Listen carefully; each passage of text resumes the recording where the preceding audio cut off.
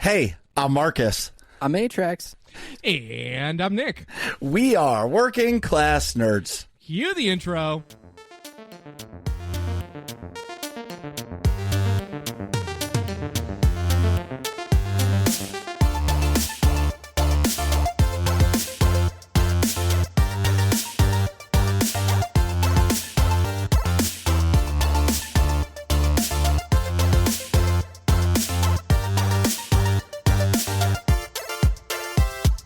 That's right, we are Working Class Nerds, the podcast that gives you no information about your favorite information. Today is Thursday, February 8th, 2024, and you can find this 234 podcast on any podcast format in the galaxy far, far away.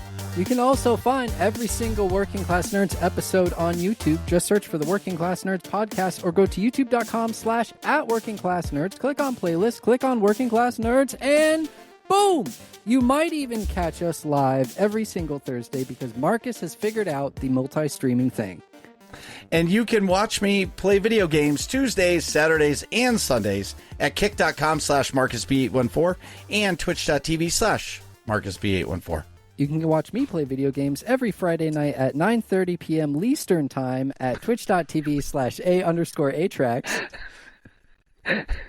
And you can check out Dorito's new creative writing project, all about me stopping streaming, called the Search for Deafening Silence. Search for the Deafening Silence in our Discord. The link for which you can find in the show notes. You can also find us all on social media. I am at MarcusB814. I am at Atrax_A. And I'm at Nick Verne. That's NACKVR. And in this week's episode, we have a very special guest. We may have found the only person who knows more about Wayfinder than Rhaiu, or at least of the people that we've met, kind of.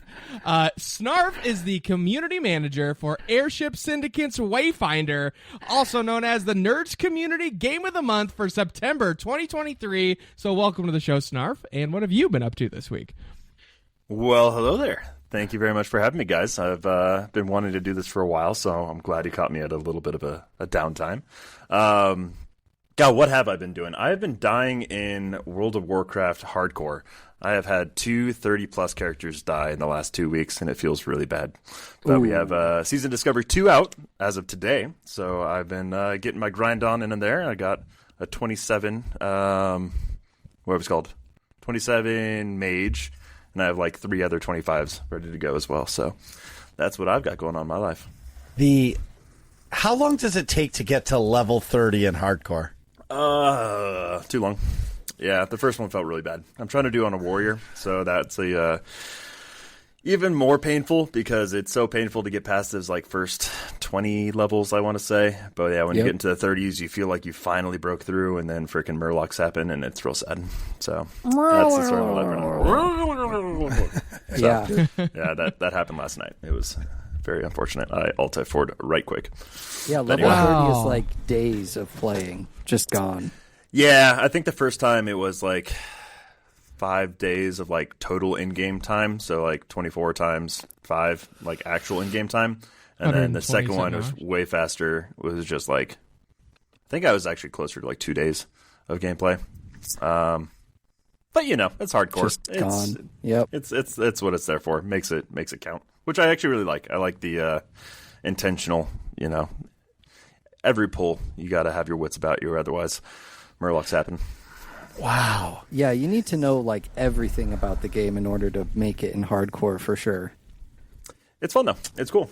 But we got agree. another patch coming out for Wayfinder as well. So I think we're actually going to have probably some exciting news is tomorrow. I think we've been approved by Sony, so that's actually going to come out first thing tomorrow morning. So that's going to be coming out. Or if we make it a really, really long episode, it'll come out. It's very possible. I'm going to need a couple more of these Red Bulls, but we can make it happen. Well, technically it's tomorrow if we're talking about like, you know, in Europe, it's already tomorrow. It's Friday night somewhere. In Japan, at Sony, in And Japan, it's Australia. already tomorrow. Yeah. Wow. So is the update only for Sony games? No, the Sony version? This one, there's even more technical reasons why we wanted to keep it in step, but we're going to be releasing all the patches. So the certification process, for people who don't know, especially for a live service, it's a pain in the butt.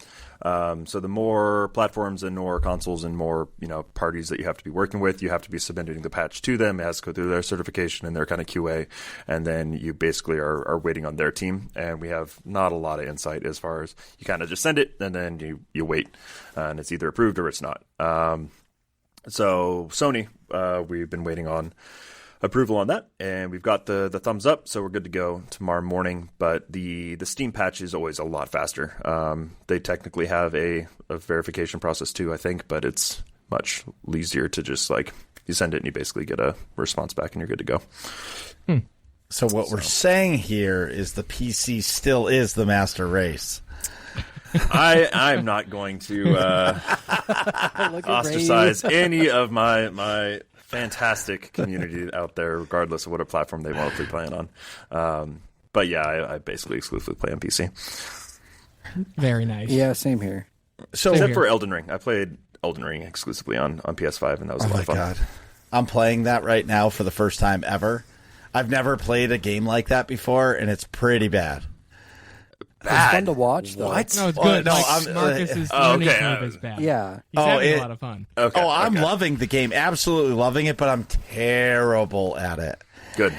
You're playing it right. That's not how it's supposed to be, though. It's a small game. It kind of is. Yeah, you kind die of beat a your lot. head against a brick wall until the brick wall finally. It's like, all right, this guy's crazy.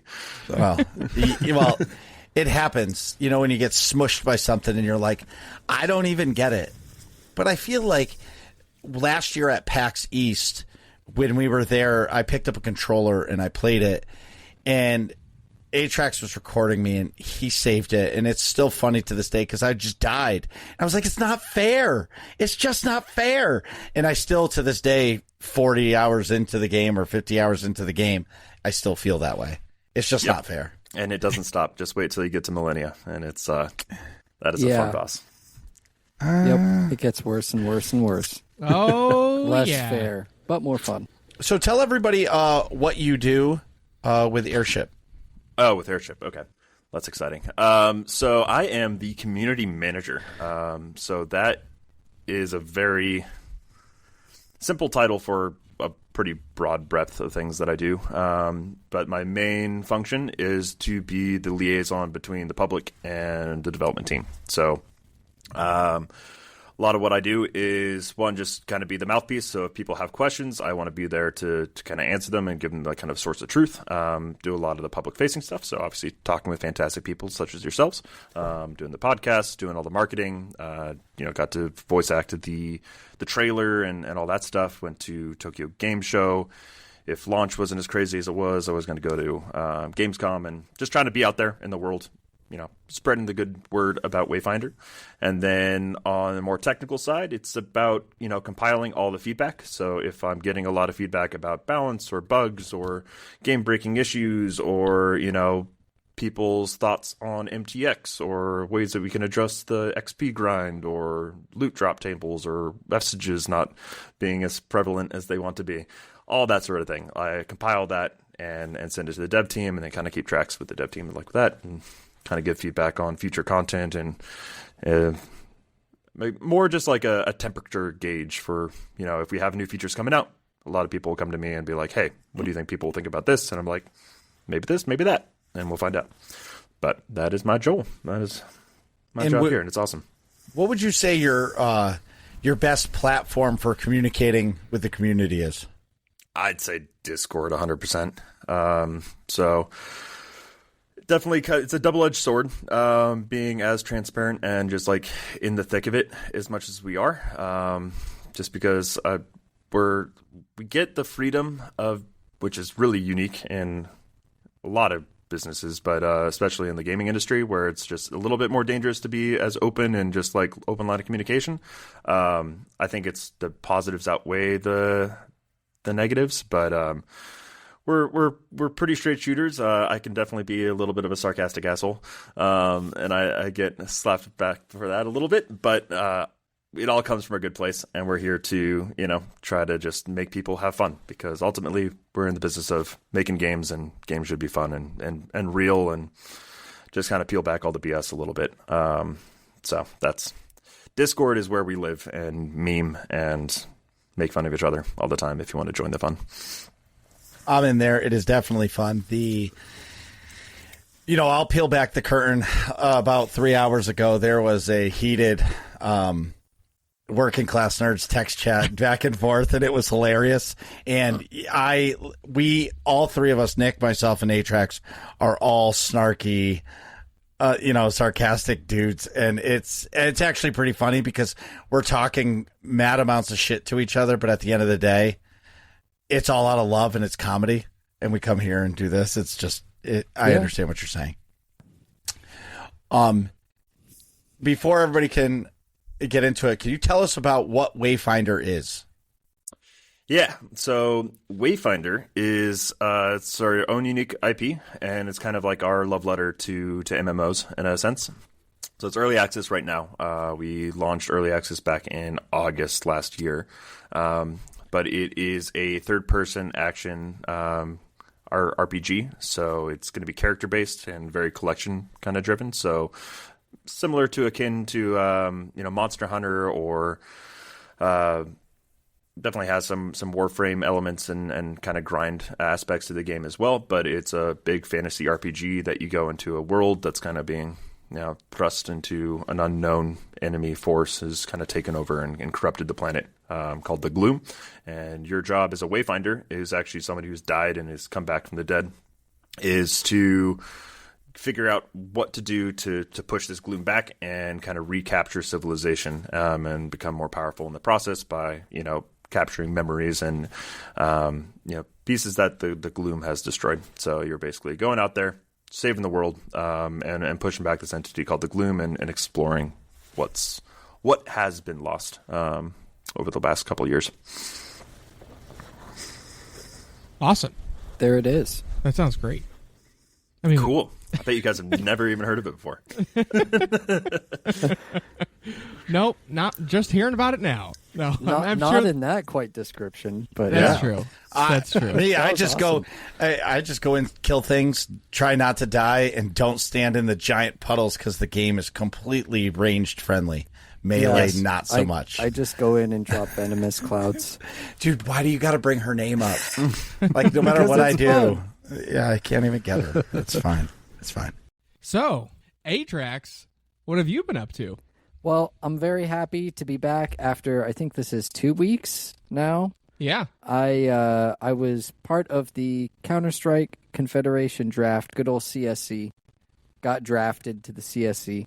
And I think I mentioned this on the last episode that I was on, but I got drafted to the team Riff Raiders by the franchise Deadbeats, and I was playing through the preseason matches on Thursday, last 2 Thursdays, so, I was just supporting them, supporting that team, and then ended up getting cut, which is understandable because I can't play pretty much all of the match days, but It was super fun to be a part of that and to learn more about the CSC process and all that stuff. Shout out to the Deadbeats. I was their number 1 draft pick, so unfortunately we couldn't make it work out, but it feels good to be the number 1 draft pick.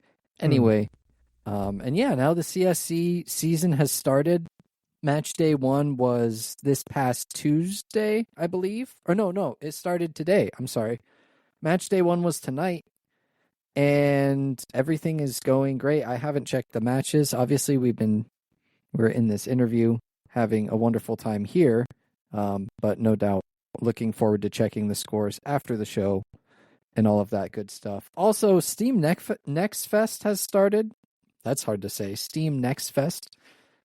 And there's a lot of really awesome demos. It's actually gotten me back into playing demos. I know there was a time where you could go to a GameStop and play on their consoles that they had demos for, or at the Fred Meyer or whatever store you wanted to go to, or maybe download them off of Xbox Live or something. Demos were kind of everywhere, at least for me. Now they've kind of drifted off into obscurity. Now it's like early access and all of that stuff, open betas, which are kind of demos, but not really like official demos.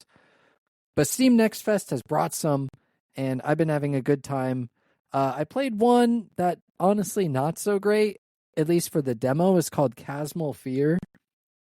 And it was a combination, like the game looked pretty good, but it was a combination of the controls were wonky and the viewport was like, it was almost like fisheye lens, like those old 90s fisheye lens. Oh, yeah. A lot of fun music videos with those.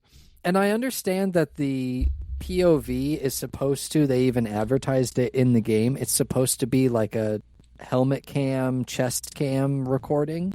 So it's supposed to look a little off, but this was like way too fishbowl-y, and every time I would turn, the edges would blend weird, and like then I tried to shoot somebody and the controls are just way off, and like it did not leave a good taste in my mouth. There was very clearly like BioShock inspiration because you're in this little sphere and you're like floating down, and the dude's talking about this, the history, and there's 2 wards, there's this ward and there's that ward. And just as you're like floating down to view in the city, he's like, "Welcome to the city," and I forget what the city was, but he's just like, "Welcome to Welcome." The... it was like directly out of BioShock 1. Andrew, I'm Andrew Ryan. Welcome to Rapture. Yeah. It was. And so for me, all of that, I kind of passed. But I believe that if they do make it better, then that game could be fun. The one I've been really having a lot of, 2 that I've been having a lot of fun with. One is called, no, this is wrong. Hold on. Incursion Red River. There we go. I typed the wrong thing in here. Incursion Red River. It's like Tarkov, but it is, it's like PvE only. So you can group up with your friends, but you're not playing against other players, at least not as of yet. So that's been a lot of fun to to try out. And then the other one is called Artifact Seeker, which is it reminds me a lot of Hades. Okay. I don't know if you know that game. It's Artifact like a Seeker. Didn't we play this on at PAX? No, that Probably. was Rune Seeker, I think. That was the League of Legends game, right? No, I know. The name. Did we? Artifact Seeker? Maybe. Could be. I feel Check like it I out. did. Maybe? I don't know. That name sounded really familiar. But basically, like, you level up your skills, and each skill, it's a roguelike, so you get different skills as you play through different runs. And each skill that you can get has a synergy. So it's like, it will give you a list. Let's say there's 50 skills in the pool, and when you beat an area, then you get to pick between 4.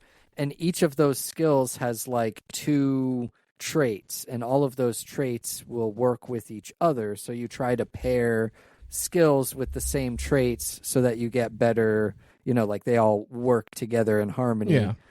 But you don't actually cast any of your abilities. You have your dodge button, there's your ultimate ability, and then you move. And that's it. All the other skills just happen on cooldown. Like, they just keep going as long as there's enemies in the area. And you can aim where your skills go, but that one's actually been a lot of fun. I'm probably going to buy it when it comes out. I've been playing the crap out of the demo. And I'm looking forward to, I asked a couple of friends to download the Incursion Red River demo and play with me, because it is up to 4 players. And you can go into a raid and do some cool stuff and get some loot and whatnot. So yeah, I'm looking forward to that coming out as well. That'll be a lot of fun. I did not, in fact, play this at PAX. But you did not? No. Feels bad. But it looks really cool. It is. I recommend giving it a go. I mean, it's a demo. So well, why not speaking try of it? demos, the Tekken, what's the new Tekken? Tekken 7, Tekken 8. Tekken Tekken 8 demo, there's a demo on Xbox, PlayStation, and Steam. Yeah. And you get 4 characters, and I've actually been playing it with Ryan. It's actually pretty good. Like you were saying about demos, you know what I mean? Like, Yeah. it's not terrible. I played it. Honestly, it felt a little slow to me. Honestly, Well, it's Tekken. like honestly? honestly, it felt a little slow. But you're right, it is Tekken, and for me, I think 2D fighting games are the like lowest tier of genre for me in terms of like skill and how I play them. I think they're cool, but just I'm not very good at them. So Okay, yeah. fair enough. I'm not either. The last demo that I tried was Dystopia, which is literally, it's just like a scenescape game. The idea is you build a cyberpunk city and you can add custom lights and stuff to it, and then you take pictures of the city you built. I made a cool cyberpunk-ish city, and I made it my desktop background. So, I thought it was kind of fun. It'd be cool to see what the actual game has and how much it costs. Maybe I'll get it, maybe not. It'd be kind of fun to make for some backgrounds or for stream backdrops or something. Mm-hmm. I don't know. There's a lot of ideas I could see with that game. So who knows? Those are the demos I've been playing for Steam Next Fest. In Game of the Month news! Game of the Month news! I don't want to make it bored because I want to start recording again. That's right. Atrax is back, so the hype for Game of the Month news is also back because it wasn't announced last week. February's Game of the Month is the very popular POW World. I will be getting a dedicated server this weekend, so everyone in the Nerds community can play for the month, and it'll, of course, dip into March a little bit because we're a little ways into February already. Yes. I've been loosely looking at that throughout the week. Tomorrow I will make a more concerted effort to actually get it up and going, and then let everybody know in the Discord, like, hey, this is how you can play it. Because a dedicated server would be great. Everybody can just hop on whenever they want to and play, especially because it's Game of the Month. And then when the month runs over, if it's kind of died down and the hype for it isn't really that great, then we can close it down. And if not, then we can keep it going. We'll see what happens in a month. But last Friday, Rhaiu and I played on a server I made, but sadly it's only up when I play, which is Friday nights. But everybody's welcome to join. That link is also in the Discord, the POW World Discord. There's the code for it. So if you see me live on Friday, come join us. Come play some POW World. I don't know if Rhaiu will be there or not tomorrow. We'll see. Hopefully. But Rhaiu blew me off on Monday. But let's find out what Rhaiu's been up to. Let's see. Like Atrax mentioned, doing POW World with him. So I encourage everyone to come and join in on that. It's a lot of fun. Atrax is stressful as a partner. If you missed the stream, there were a lot of tense moments, dodging pals trying to kill me, and we are playing on hard mode. Trying to pick him up is just it's like I'm playing Wayfinder with Marcus. I think that's why I ended up blowing Marcus off, because I was so traumatized with Atrax that I couldn't do it again. Not even a whole weekend could not even a whole weekend. No. That's fucked up. Outside of that, jump back into New World, like heavily jump back into New World. There's actually a company now that I'm a part of that's very organized. They're more focused on like controlling territories, going to war with different factions, and there's a lot of people in it who are educated in the sense that they've been playing the game a lot longer than I've been playing the game, so they have tips and tricks and helping people build gear, and it's made it a much more enjoyable experience. Playing just the tip? Yeah, just the tip. Come on. The door was there. But outside of that, it's just been a busy work week, so just been really focusing on those two games. Going to be jumping back more into Wayfinder with you, Marcus. Hopefully Atrax will join us on Monday, because I think that'll be a fun little thing. Maybe we can finesse Nick out of the closet a little bit. It's impossible. I'm not in the closet. Really? Guess what your Imperial prison is your closet. All right. Clarify that for everyone. Anyway, it'll be fun to jump into Wayfinder with you guys and have fun with that again. So, Marcus, what have you been up to? I've been how about this? In the last 2 weeks, I've played more video games than I've played in years. Really? So, wow. Santa bringing Ryan a PlayStation 5 was the greatest gift to his dad ever. So it goes twofold. So I get to play games with my son and get to sit on the couch with him while he plays games. It's mostly Minecraft. We have a My Hero Academia fighting game, which is actually pretty fucking fun. He will only be All Might because he's definitely the most powerful in the game, and he fucks me up. Like, he does like the same 5 moves over and over, and he thinks it's hilarious because he's beating his dad. But, you know, I'm legit trying, and it sucks. I'm like, pick a different character, and then as soon as he does, he loses. He's like, never again. So that's been a lot of fun. Like Rhaiu said, Wayfinder Mondays is a thing. I'm looking forward to it. I don't know if I'm necessarily going to be streaming it, but I'm going to be playing Wayfinder on Mondays because the game is really fun. And now that I'm not frames, like I'm not getting skips in my frames, the game runs really smooth and it's enjoyable for me. When you were playing before and you were getting those like digital skips, it was irritating, you know? Yep. Yeah. But I'm downloading after the show, by the way. yeah, I don't think the download's big. 60 gigs. Oh, really that big? That's pretty It's hefty. only going to get bigger. The patch Giggity. notes. That's what she said. And yeah, we can hope. Nope. the patch notes that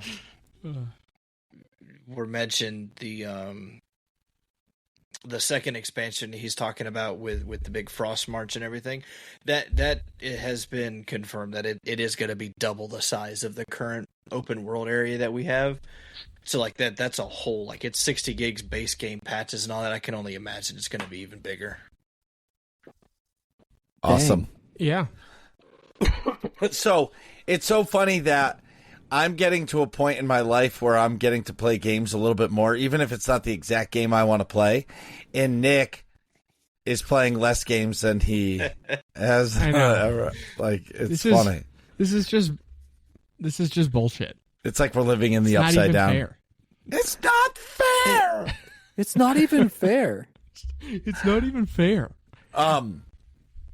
So I've been playing a lot of Elden Ring.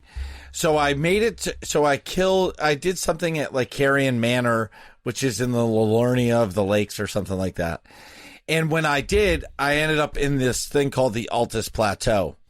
And if you go to the YouTube channel, you'll see a short where I just get there. And I think I named the short Welcome to the Altus Plateau. And I got annihilated. And what was great, I shouldn't say great, but what was great about it was that it made me realize, like, okay, like my sword is doing like 26 damage on these normal enemies. I'm probably not leveled up enough to be here. Right. Yeah. And the other issue that I'm running into in the game is I'll acquire enough runes to like level up, but then I'll have like 30,000 and leveling up is like 20,000. But I'll die, and when I go back to that spot to pick them up, I die before I get them. So I feel like I'm not leveling up enough in the game, and I need to find somewhere where I can just go around and kill enemies for a while in order to be able to like level up. You know what I mean? And I don't want to use the word rune farm because that's not what I'm saying. It's because I'm not trying to like cheat my way to the top or just do the stupidest thing over and over. But like, I want to be actually like killing enemies and like learning how to be better at dodging. Because like, I would say if when I started the game, I was like negative 25 of quality of dodging, I'm probably close to like 0 or like +2 right now. Maybe I'll give myself +5. Okay. But like, I'm nowhere near 100 on rolling. You know what I mean? I got a long way to go. Yeah. For dodging. Yeah. So I'd like to find enemies where like I can't just kill them real quick. I have to like do a little fighting, but I'm working on that. But it's actually like, honestly, the game is so good. It really is. And it really how about this? I like this style of game so much that like I have fun at clan night on Tuesdays, but like any other day, I'm not even thinking about playing Destiny. You know what I'm saying? That's how great. you know. Yeah, Yeah. that's how you It's know. like That's you're, how I you're live getting my over your life. toxic ex-girlfriend, you know? Yeah. Toxic ex-girlfriend. That's what Destiny is to you right now. Well, no, it's just honestly it really is. Takes all your money, takes all your time. It's like you're just worried about You're it all the stressing time. over it, constantly needing to What get would it Destiny new do? boots, And then it just and sits new there in your Steam capes. library, just glaring at you menacingly while you're playing something else. What if- 690 hours. What if someone else is being the worst munter in the entire server? well, but either Marcus, no way, one treats you the way I do. Let's Yeah. go to Deep Stone Crypt for the 8 millionth time instead of where you want to go. Yeah. well, I think in for me where I enjoy raiding in Destiny is when I'm not having to lead the team. When I'm just a guy. You know what I mean? Like Yeah. I'm just a gun that is showing up. I don't want to have to lead the team. And sometimes if I have to lead the team, doing Deep Stone Crypt is easier for me because I actually know it and I can teach it. You know what I'm saying? So that ends to be fun. Last thing is the Dark Souls games are on sale on Steam right now. You can they get are? Dark Souls 1, Dark Souls 2, and Dark Souls 3. I think it's $60. Now, that doesn't include the Dark Souls 2 DLC, but that I think is okay. Yeah. Or, which I'm not really sure. I got to look and read. What's the difference between Dark Souls 2 and the Dark Souls the whatever? I don't know if you're getting the full game with that because they're the same price, so maybe you are. I believe Scholar of the First Sin is the remastered, like, ultimate. It's the definitive edition of Dark Souls 2. Oh, So so it comes with everything, and it's like the quote-unquote remastered way to play. You have, like, online, enhanced online, and all that stuff. So hold on. So I don't need Dark Souls 2 in my wish list. I mean, technically no. Because Dark Souls, so Scholar of the First Sin comes with everything. But then it's like the difference between Dark Souls Remastered and Dark Souls. Like buying the original Dark Souls. What do I It's need like to buy the the original for? You don't have to. That's what I'm saying. So it's like So I'm I adding. would just get the remastered. Yeah, I put it on my wish list. I would get Scholar of the First Sin. Yeah, so I'm deleting this, removing this. Ooh, Bandai Namco Lunar New Year sale. That's going on right now. Go buy Bandai Namco games. We're Bandai Namco. content creators for them, right? You know, Something. Well, press. Press. We're you press. press for Bandai Namco. You heard it here first. First. English is hard. Ooh, There's actually a Bandai Namco I've had my eyes on for a little bit. I'm just curious how it plays out compared to the actual anime itself. Okay. now's the time, Rhaiu. It Yeah. really is. Armored Core 6 on sale, $42. Did Marcus, what else did you have going on? Did you finish your list? Yeah, that was it. Oh. Sorry, Nick, I was got. What have you Wait. been up to? Yeah, I Yeah, could was totally like, got. thanks for the Yeah. thanks for asking somebody. Well, so I'm sorry, Nick. I was looking at the Steam sales of Dark Yeah, Souls, You Dark got Souls lost in the 2. Steam sales. Yeah, Dark Souls 2 and Dark Souls 3 total is $69.97. Yeah. That sounds So, good. and if I buy those, that means I have every single FromSoft Souls kind of game except a couple of the DLCs and Demon Bloodborne. Souls. And I have Bloodborne. Bloodborne. You have Oh, you do? Sekiro. Yep. You have... Wait, then you'd have all FromSoft the also Dark made Souls. Sekiro? Yeah. Yeah. Sekiro? Dude, Oh, that's Sekiro, cool. so good. And they made another one, too. Uh, Hold on. No, I have to look.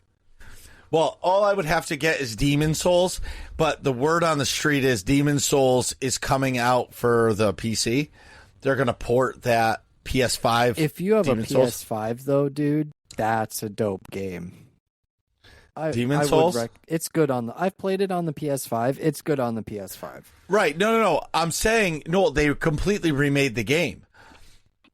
I would play it, but what I'm saying is there's a rumor that it's coming to PC.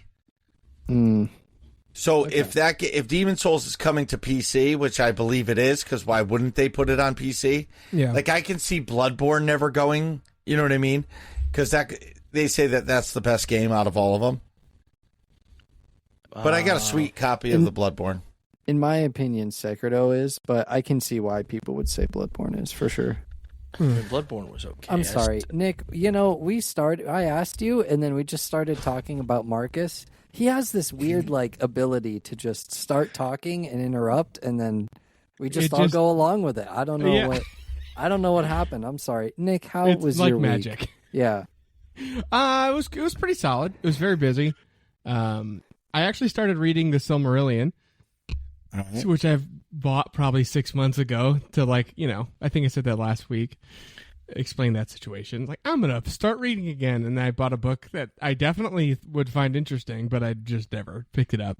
Well, it's because you were at Barnes & Noble and you felt like you were obligated to purchase a book. Yeah, exactly. But, good on you for actually reading it. I did. Well, finally, 6 months later. Yeah, I read probably 10 pages, but that is dense to go through. It's all written like poetry, so it's like old-timey language. It's that's dense. That to me sounds like that's a great Audible book. Well, and then you read like a Star Wars book or something like that. Yeah, I don't know. Yeah. Well, I think it's just the intro because they're talking about the gods and the formation of their Earth essentially. So it's it's also, they do it with singing magic, but they don't say that building. It's world singing magic. It's just and the rhythms of this didn't match with that, and then created this. I don't know. Nice. The swirling sounds, and it's just interesting. 'Cause it's all creatively written. But I've been watching a lot of Lord of the Rings lore videos. I don't know how I got on that, but so yeah, that's what prompted me to go actually start reading the Silmarillion again. But that's very interesting. I hope I'm looking forward to season 2 of the Rings of Power, even though season 1 of that was bad. But that whole lore and just universe is really, really interesting. I've also been watching a lot of Critical Role, as always, and I did get to play a little bit of God of War Ragnarok, about a couple hours the other night, which is always nice, but nothing too crazy. What do you think progress-wise of in that yet? God of War? Oh, I love it.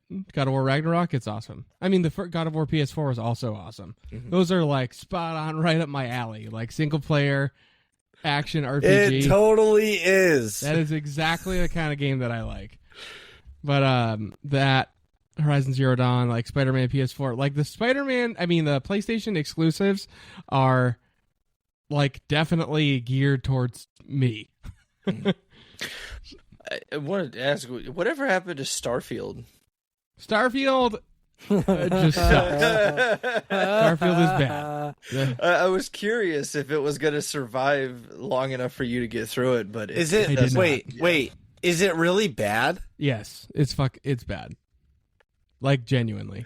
He was so excited when he started. I know. I was all gung ho, and then it slowly just sapped all my excitement. Just why is this suck so much? Why is this so clunky? Why are these menus so terrible? Why do I pick up 4 items and now I'm over encumbered? What? Why do I have to run from for 5 minutes before there's nothing. Anything? Yeah, it's just emptiness. Why is this entire game mostly empty? Why? And then why is everything fast traveling? Fallout was so good. And why are there no local maps at all? If you're in a city, it doesn't show you where any of the fucking stuff is. It's how the hell am I supposed to remember where? See, that's whack. Dingle Bob's noodle shop was when the. Ooh, I love that noodle shop. Dingle Bob's noodle shop. Dingo Bob and Snoodle Shop. Hey, Wasn't Dingo there a Boss. PR person that like replied on X or Twitter or whatever saying, "Well, space is mostly empty." It was a developer. A developer. Dude, said it was that. the developers that were literally like, well, space is literally empty. You guys just don't get it. It's supposed to be a space game. There's space. What do you want from us? Most of space is empty. I'm like, how about look at every other space game? Like, sir, It's full of clearly stuff. Even you missed Universe 2010. Sandbox had stuff to do. Come on. Yeah. Like, sir, 2010, Star Wars: The Old Republic is all set in space. There's more there in a game that's outdated than Right. your current game. We're not the space orb from Portal 2, just like space. Space. But anyways, yeah. God of War Ragnarok has been awesome. But Marcus, is there anything in AIE news? All right, so Tuesday nights, 9 p.m. Eastern Standard Time, is Destiny 2 Clan Night. Destiny 2 Clan Night is such a fabulous night. You know why? Because it ends with private PvP matches, and you can try to shoot me, even though...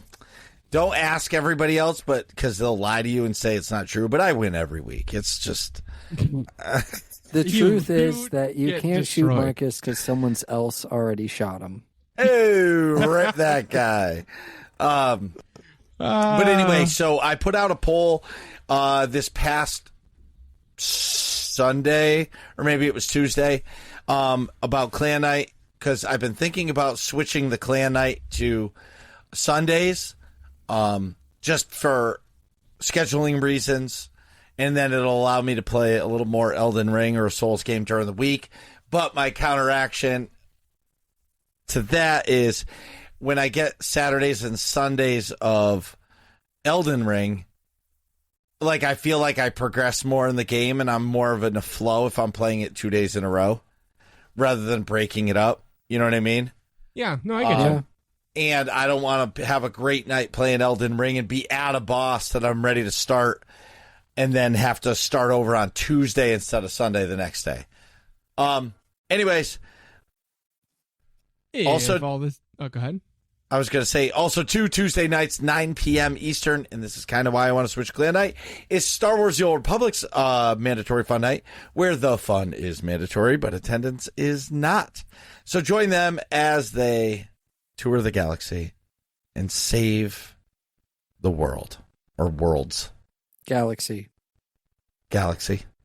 And if all this sounds fun to you, go to ae-guild.org. Get our Discord info in the top right-hand corner of the website. Click that purple button and ask for a guild invite, whether or not you play Star Wars: The Old Republic, Destiny 2, World of Warcraft, Guild Wars 2, Elder Scrolls Online. We're professionals, we swear. Lord of the Any Rings game you Online. can think of, there's probably someone in AIE that plays. Exactly. We would love to have you. Oh my gosh. this every week. And with that, we'll be right back. My God, what is taking him so long? Nick, hurry up, man. It's all that beer you're drinking. Come on, bro. Rose before hose, man. And we're back. So today we have some burning hot Wayfinder questions that only a true community manager has the power to answer.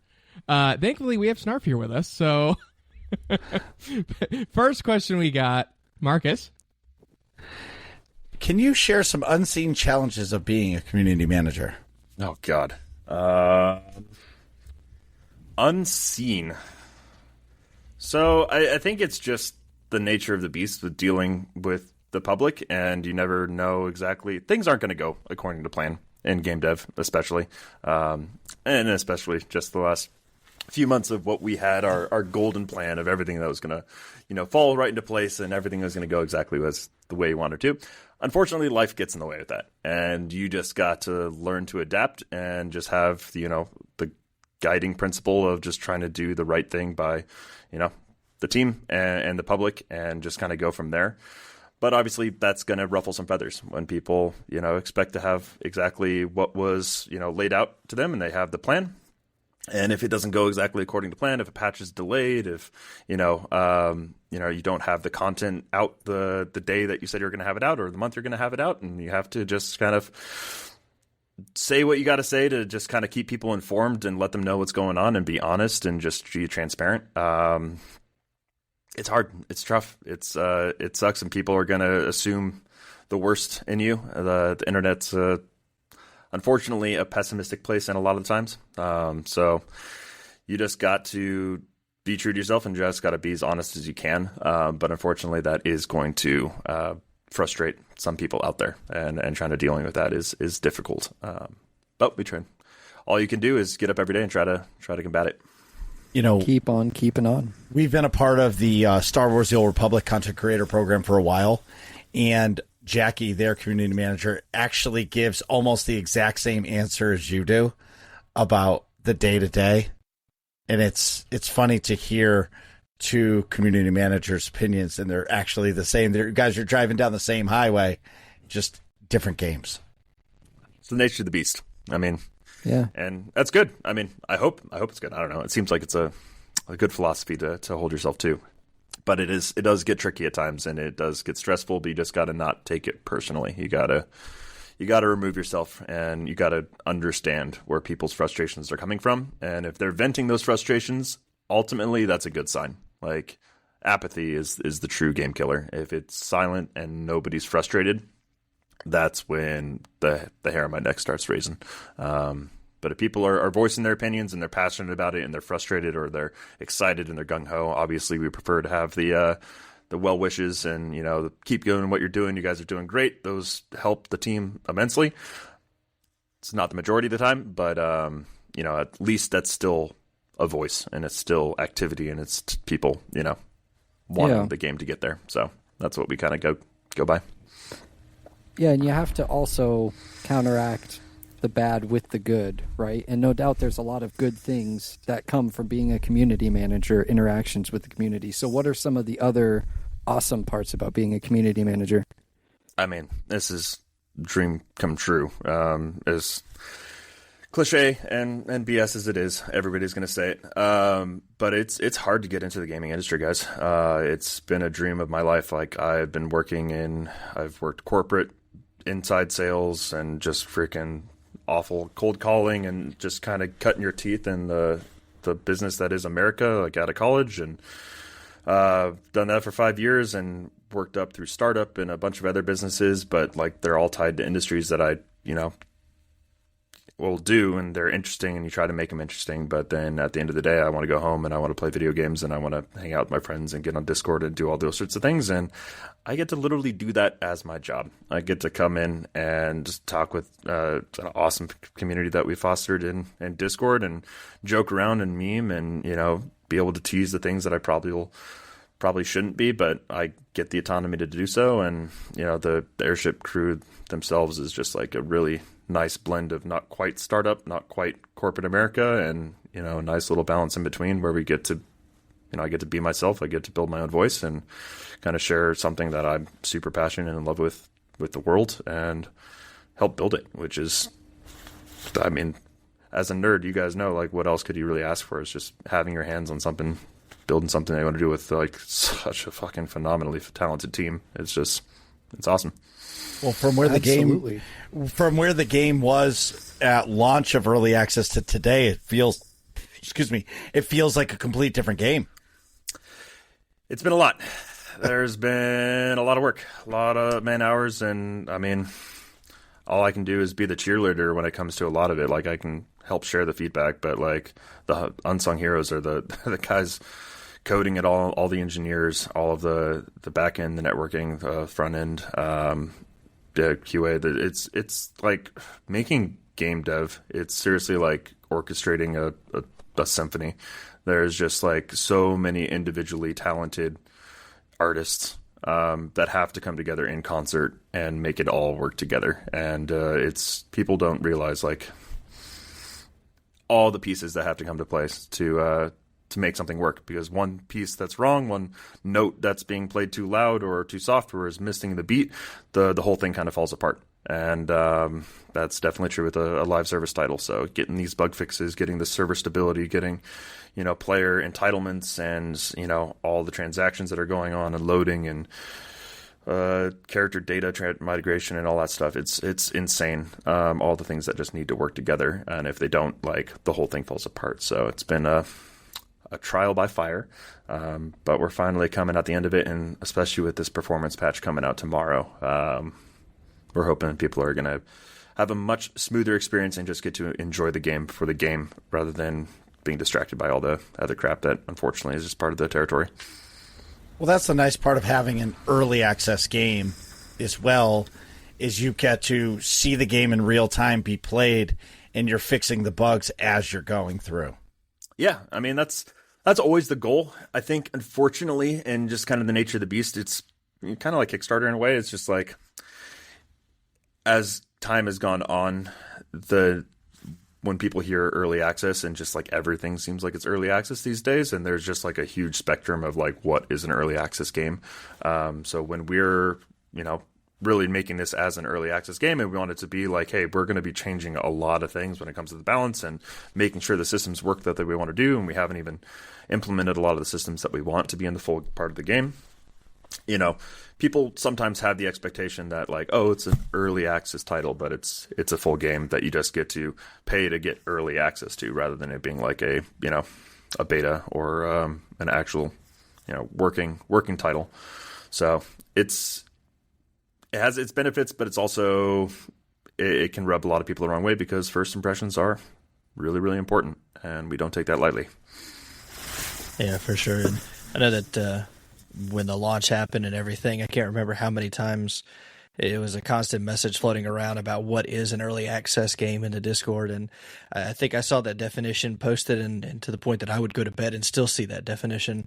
It's just people explaining that it's not completed. So personally, as a player, being able to be a part of this game up to the point that it has, it's been a tremendous blast, and the communication from the dev team, from you guys as the community managers, it's been top notch, and I am looking forward to everything you guys have.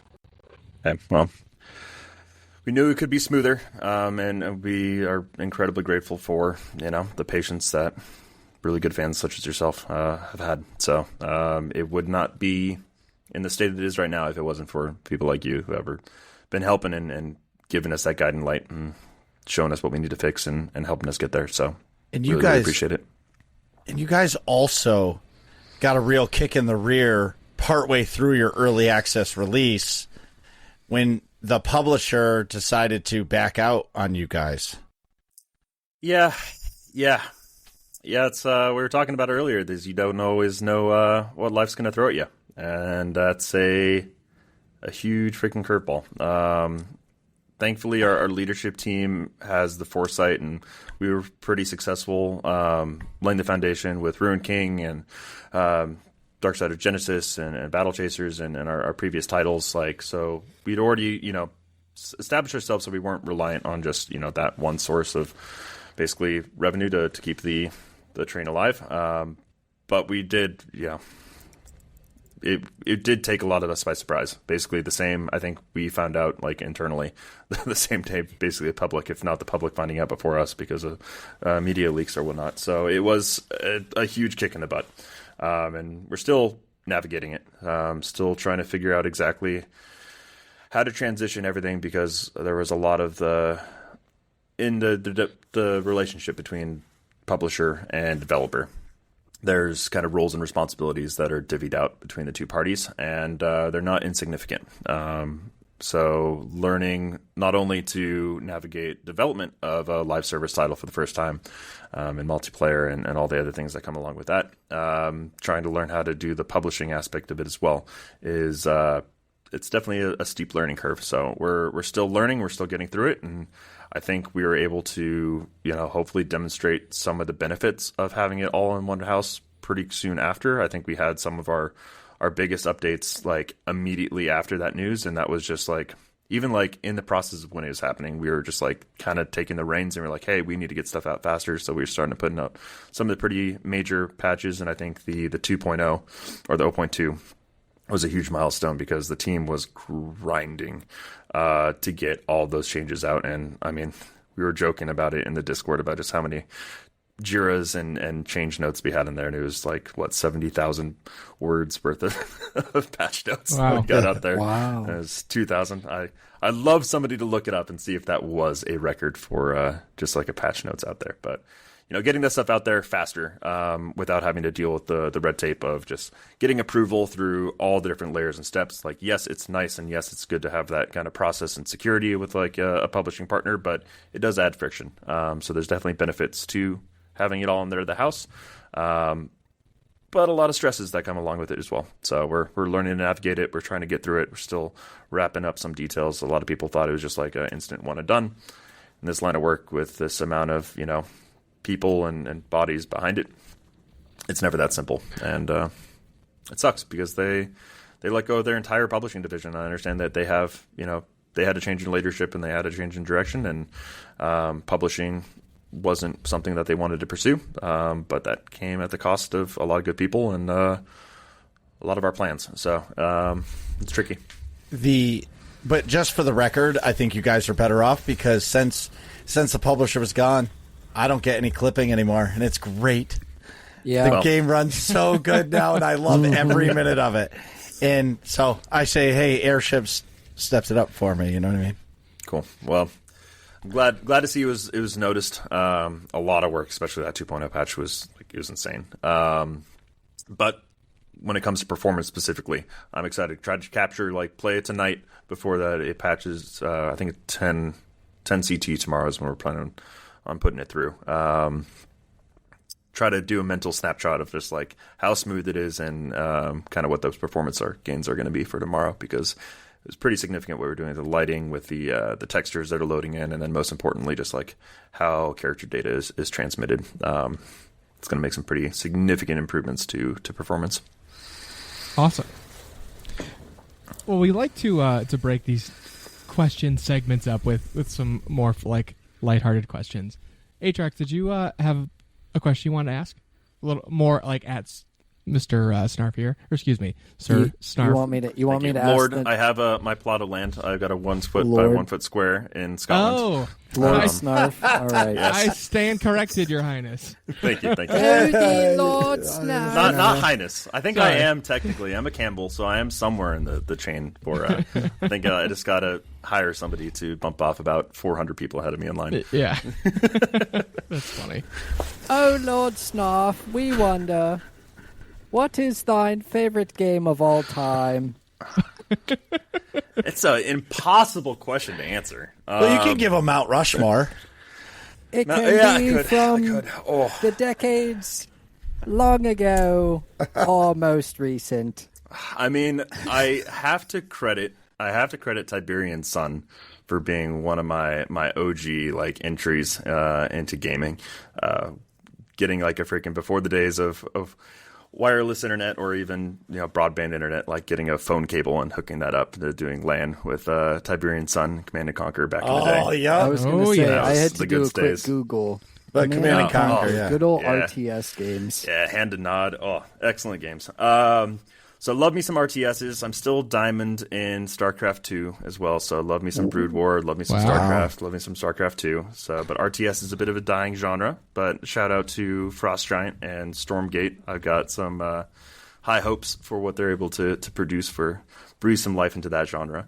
But I do think pretty objectively the best game of all time would have to be Elden Ring. That game is an absolute masterpiece in my mind. Just it's on another level. I was very proud to have found as many secrets as I had. I think there was maybe 2 items I didn't discover just in a natural playthrough my first time through it. But I think I probably dumped 200-300 hours nonstop when that game came out, and it is freaking amazing.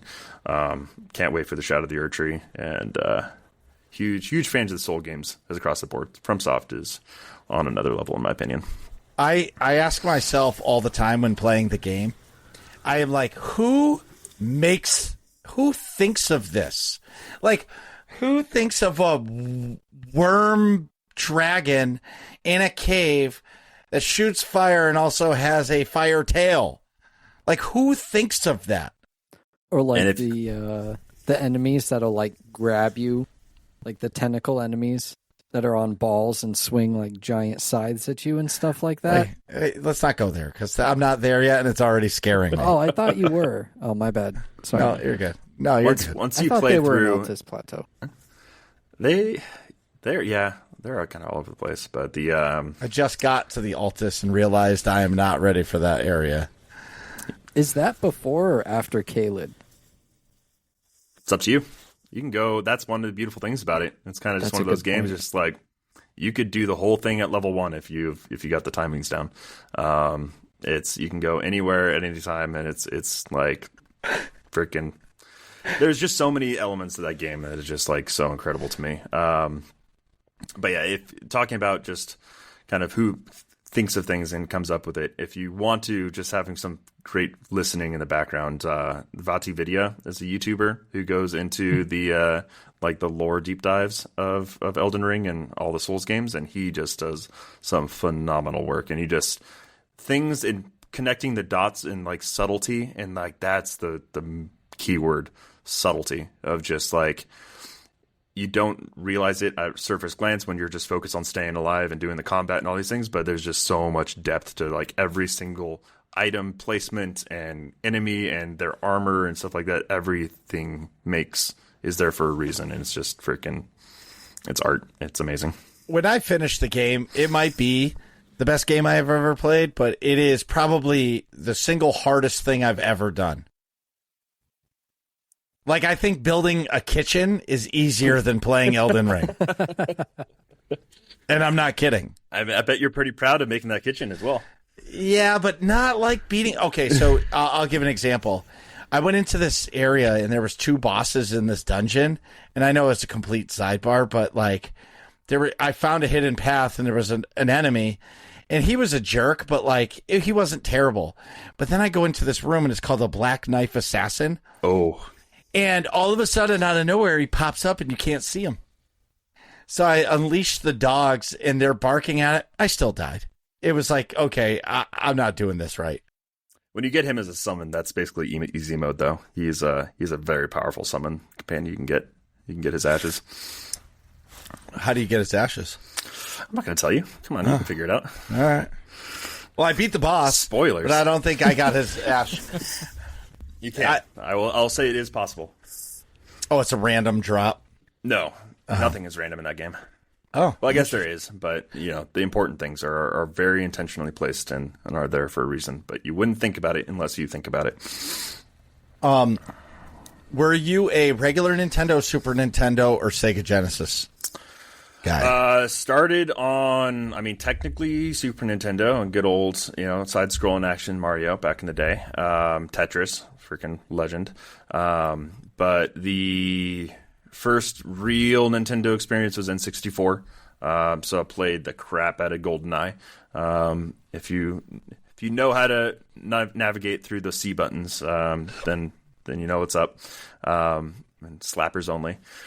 So played a lot of GoldenEye. And then another game that's probably a high on the list for best ever time is freaking Super Mario 64. Like, it blows my mind how much game they could get on those tiny little cartridges. Like, that's just like on another level for me. But phenomenal, just like RPG game. I think kind of set the stage for a lot of growth in the industry. Same with like Ocarina of Time and Majora's Mask. But played all those. Star Fox 64 was fantastic. Trying to think what other huge N64 games. But N64 was a huge part of my childhood. And GameCube, played through all GameCube. Played through PS. I skipped a lot of PlayStation. I played PS2, PS3 a little bit. I played like the Ratchet and Clanks. Never really got into the God of Wars. But I'd only kind of dabbled in the PlayStations. Xbox 360, played a ton of Modern Warfare 2, Call of Duty 2, then kind of took a break after 360, and then kind of transitioned to building my own PCs, and mainly a Steam gamer from there. About 4,000 hours into Dota 2 and League of Legends and all the other MODAs, unfortunately, but those are dark days. That's not unfortunate. What? Yeah. Don't play Dota. ask anybody who's put more than 2,000 hours into Dota 2. It's unfortunate. All right. Well, yeah, I've put I think I've put like 200 hours, and I'd agree that playing it's brutal. You don't play it like Marcus. You think Elden Ring is hard? Dota 2 is like it's like Elden Ring on steroids. They're hard to compare, to be honest. One is like the difficulty is like rewarding. The other one is just toxicity. That's true too. It's a different type of stress. I played Dota 2 for about 28 minutes. That is the correct amount to play Dota 2. Yeah, and I shut it off and I said, why? Why? Yeah, but getting engaged on from like 3 screens away, and then you just die out of nowhere. Yeah, out of Fun nowhere. times, man. Yeah, that's how I felt with League of Legends. I have a few friends that like try to get me to get into League of Legends like multiple times, and well, not multiple times. They kept harping on it. And I'm like, I don't like that style of game. It's not going to be my jam. And then the one time I went to play, they were like, "Oh, just play the tutorial," and like that was. Hands down the least helpful tutorial of any game I've ever played in my entire life. I think I was more confused at like midway through the tutorial than I was like before I even started. I was like, how did this make me understand the game less? Dude, no wonder. Yeah, your friends are terrible. The tutorial's like the worst advice you could get in League. Yeah, well, because they were like, "Oh, let's sign on at like 8:30 and we'll show you how to play." So it's 8:30. I click into Discord, and I get the like, "Oh, we're in the middle of a game. Like, we'll be almost done." Which in League, that's like 45 minutes later. You know what I mean? And they're like, "Oh, just play the tutorial in the meantime." And I'm like, "All right, well, I've been banging my head against the wall for a half an hour here. I'm gonna go play the game. A game I actually like. Like, see you later." Like, "Oh no, wait, we're almost done." Half hour later, they were done with their game finally. And I'm like, "Yeah, but now I really don't want to play." Yeah. Right. Were you ever an RTS genre player back in the day? That's like the isometric top-down, click to hero kind of thing. Not super. Well, I played like I don't know if this might be third-person shooter, not RTS, but I played Army Men Sarge's Heroes a lot when I was like a little kid. Oh yeah, I remember that. That's that another cool. N64. But yeah, no, I think that's a third-person shooter. Yeah. Toy socials and whatnot. There might have been an RTS like Army Guy style game that I played when I was in that time frame, but that was. But no, not typically an RTS. Company of Heroes, I think, is probably one of the bigger like RTS that time. Maybe it's Company of Heroes, yeah. But yeah, it's like I don't know. My gateway drug into that whole genre was like one playing the Command and Conquer RTSs, but also Warcraft 2, Warcraft 3, and the Warcraft 3 mods, and like all the freaking game modes that you could do in that, whether it's Squadron TD or Legion TD, and then the Black Road like RPG, and then also like where Dota came from, like the Defense of the Ancients mod, and going through that jank. Let me tell you, that is going back to that is some jankiness. But Ice Frog, he was onto something, and here we are, probably one of the highest grossing game genres that's ever been. It's great. But it's a steep learning curve if you didn't have that kind of like ramp into it through RTS and just like unit control and stuff. I think it's a very different medium than most games these days. I played some RTSs as well, but the ones that really stuck for me were the Dawn of War series. Those are good. Yeah, you know, where it was, I would say it was more like an RTS, but it was also like a third-person, like dungeon crawler as well. Like you still had the RTS elements, but it played more like, I'm going to call it like a Diablo-style game, like an ARPG. It definitely had personality. Like each of the armies, each of the factions definitely had like their own vibe. It felt. I don't know. They went a little bit more the Company of Heroes directions. I think after like the Dark Crusade, I forget exactly which 40K it was. But those first two like original RTSs there. The same with the Lord of the Rings. They had some pretty good Lord of the Rings RTSs back in the day too. Yeah. My first RTS ever, and one that I really think needs a remake or remaster, Star Wars Galactic Battleground Saga. Star Wars RTS on, I don't know, Windows 97. Oh, man. I don't think I played that one. That was good. It's still on Steam. You can throw it on your wish list. You just got to set your computer in compatibility mode. Yeah. run Windows 97. Good old. But my that was. God. It was. I mean, really terrible.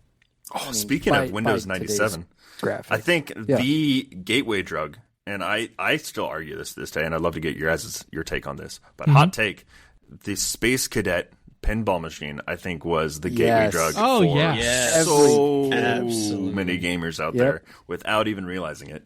Talk about a great little Windows minigame. Oh yeah. Yeah, I I played a did. lot of that. Oh, I'd yeah. get in so much trouble with my dad because I'd always get on his work computer and start playing that Fire game. up And he'd come in, oh, you're playing pinball again? I said no. But Funny. Good times. I still, when did what was Half-Life on? Was that Windows 97? No, I think that was XP, XP? wasn't I it? think it had to be XP, yeah. the original. Half-Life 1? Yeah. Half- Half-Life Alex is definitely on XP. Half-Life. Yeah, The I original still Half- need to play that. Oh, I want to. I bought a It's Quest good. specifically for that, and I The still have yet to do it. Two or three? Half-Life 1. No, No. Quest 2 or 3. Oh. Sorry, I was. Oh, thinking of- I sorry. bought a 2. I bought Oh, a okay. 2. Like Gotcha. this was like 2 years ago. I want to say I bought it. Like I bought a laptop, and I was going to try to. I still haven't set up. This is when I first was getting into streaming as well. And I was like, oh, it'd be cool to do Okay. VR. Yeah. Played the heck out of Beat Saber, and modded Beat Saber is fantastic. It's like modern DDR. But yeah, I've never got around to it. The remake of Resident Evil in VR was really cool, in my opinion. But yeah, anyway. Totally agree. You ever Mar- played?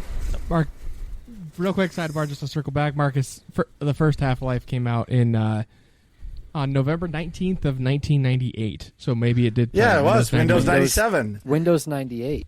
Oh, Windows 98. I remember Probably playing both. that.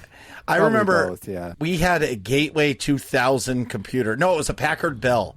It was a Packard Bell computer, and I made my mom take me to Circuit City because I was buying Half-Life, only to find out that my computer couldn't play it.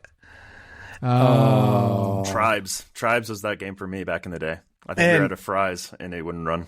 And I was like, I don't get it. So I brought it back to Circuit City, and they were like, you can't return this.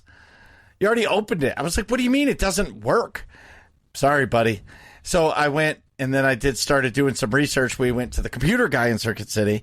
I was like, how do I get this to run? He goes, what's in the computer? I'm like, I don't know. He's like, well, write down the specs. I went home, and the next day I unhooked the computer and took the computer to Circuit City. Said, I don't know what's in it. And it ended up being we only needed to spend like $50 to get it to run. It was just some like stupid thing. I don't remember to this day what it was. But as soon as we got it, I played it so much that I remember completely. I was such a shitbag. My mom had me go to bed, and her bedroom was way on the other side of the house, and I was in the basement. It was like a raised ranch. I don't know if you guys know what that is. Yeah. And I was in the basement, but our computer room was in the living room downstairs. I went to bed, waited for her to go to bed. I woke up and I played it until like 4 o'clock in the morning and didn't know what time it was. And then she came down and she was just standing in the doorway like this, staring at me because she was getting up to go to work. And she's like, what are you doing? I just woke up, Mom. I never got hit so hard in my life. Worth it though. Yes. Yeah. How many hours were you playing? If it was like I don't know, 11 dude. o'clock that's a solid 5 hours. I don't know. I Just went to straight- bed and I fell asleep and then I woke up and it was middle of the night. I don't remember now. That was so long ago, but it was 25 years ago. And I definitely went into and I played, and when she got up for work, I was still playing. Didn't even think time was gone. The game blew me away. I know the feeling.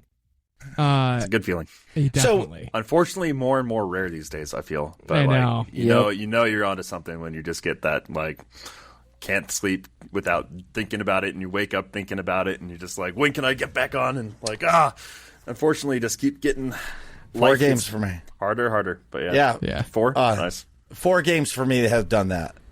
But I want to ask our resident Wayfinder expert of our community, any question you want to deep dive on?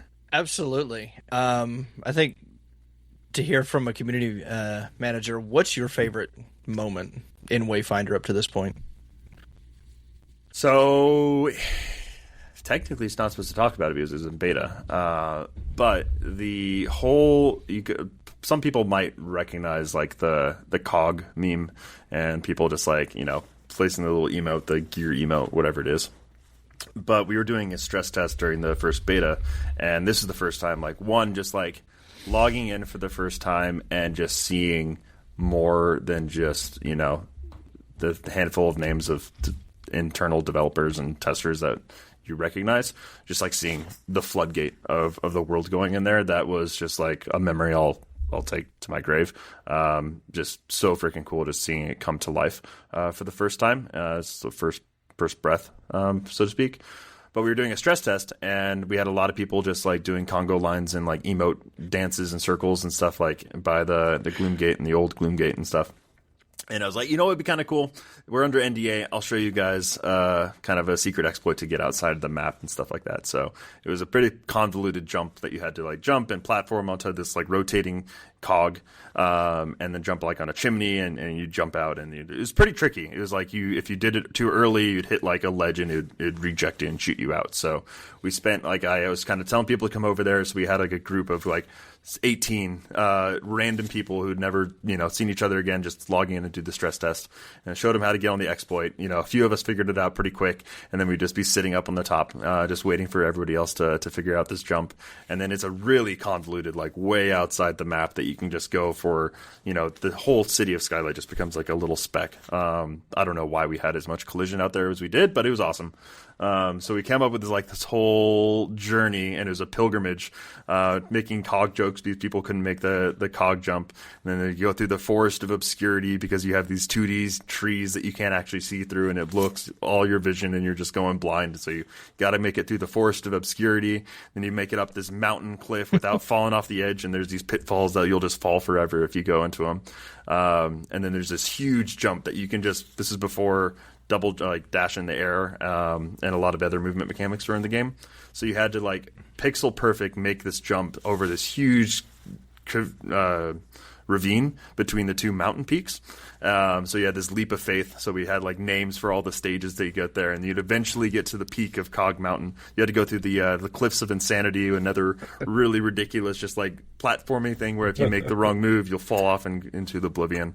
But eventually you make it up to the top, which was the cock of Cog Mountain, the top of Cog Mountain. And so we made a cult, all the people that were there that day. It was the cult of Incognito.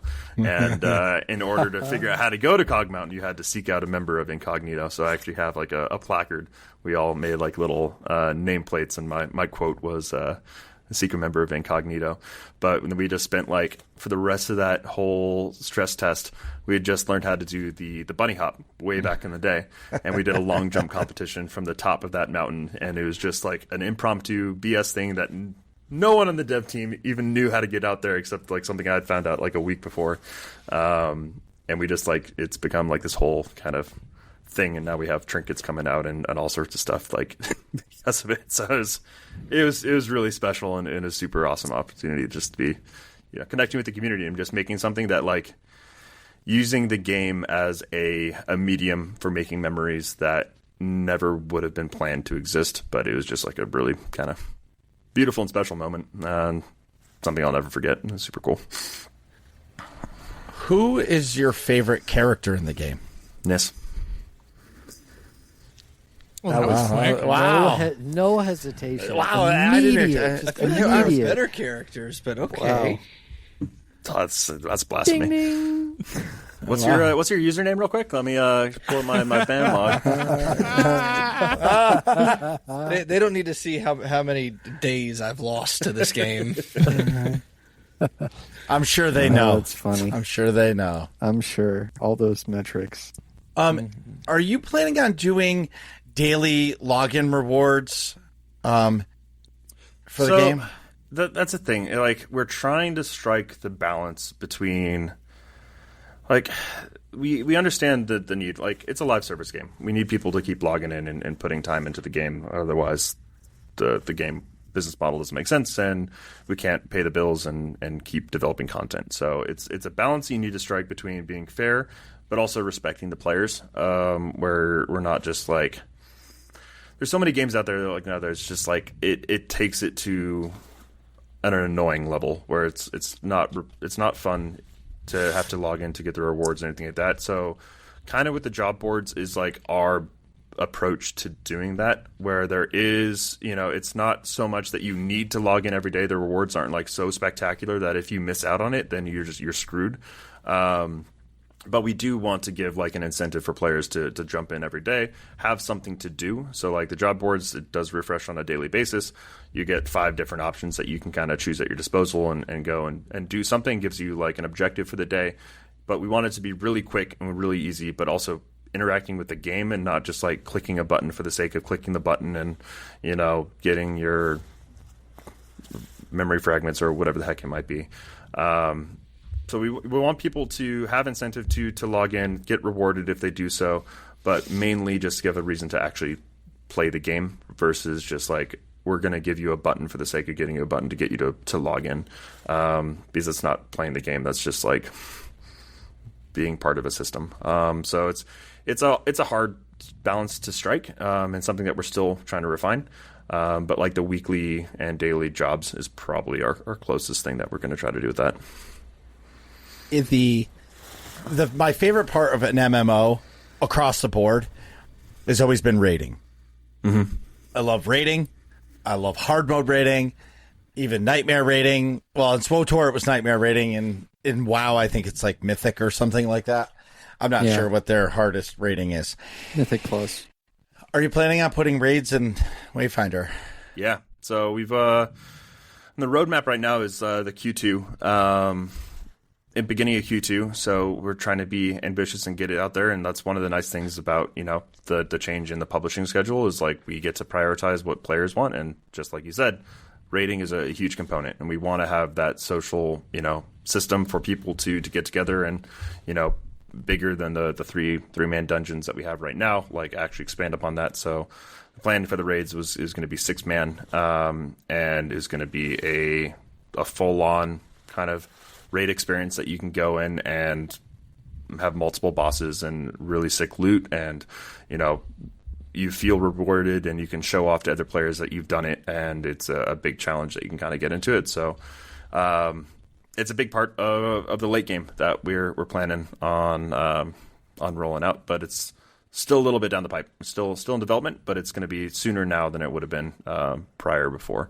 But yeah, it's a big part of like an MMO community is like you want to have that, but we're still like, I think using the word MMO, take it with a grain of salt. Like I think it's definitely much more like a co-op experience, like instance-based shared world experience right now.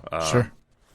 But depending on where things go in the future, who knows what it can kind of turn into. So. Would you consider doing 2 game modes for your raids, or even the story of the game where like you can click a button and have hard mode? So what we're planning on having for more of like that super hardcore solo experience would be the mythics. So we are going to bring mythics to all of the hunts in the game. So mythic hunts are going to be like an extreme version of all the hunts that you have out there with, new rewards and mythic accessory sets that come along with it. Those you'd be able to do solo, but it's going to be really freaking challenging. So for people who have really perfected their builds and are ready to have a challenge and a super late game hustle to go with, whether you're going to do it solo or with a group. The raids themselves, like the idea that we had right now is it is a dedicated raid. Like you need to do it. There's like actual systems and mechanics to the raid dungeon itself that require cooperation and triggers and collaboration between all the party members to be able to kind of succeed with it. So the raid is going to be basically mandatory to have more than yourself, and that's going to be the dedicated 6-man raid. But for mythics, like we want to be able to kind of strike that balance. It's like it's going to be better if you have a group for it, but it is technically possible to do it solo. So, as far as like that kind of stuff, do you know that as far as the difficulty with them, is it going to be just more health, higher attack damage, or is it going to be different actual mechanics? I think of like the first as a first boss encounter for some of the beginning players and how the patterns change. So the mythics are going to be more, it's just like super stats. Like you're just going to have to be much tighter on your attack windows, and just like you're going to have to be more defensive and a bit more tactical to how you approach it versus just face mashing and things like that. So it's really going to be much more on just like the stat boost and the being much more focused on your timings and, you know, watching the indicators and the kind of movesets that the bosses are going to be throwing out at you.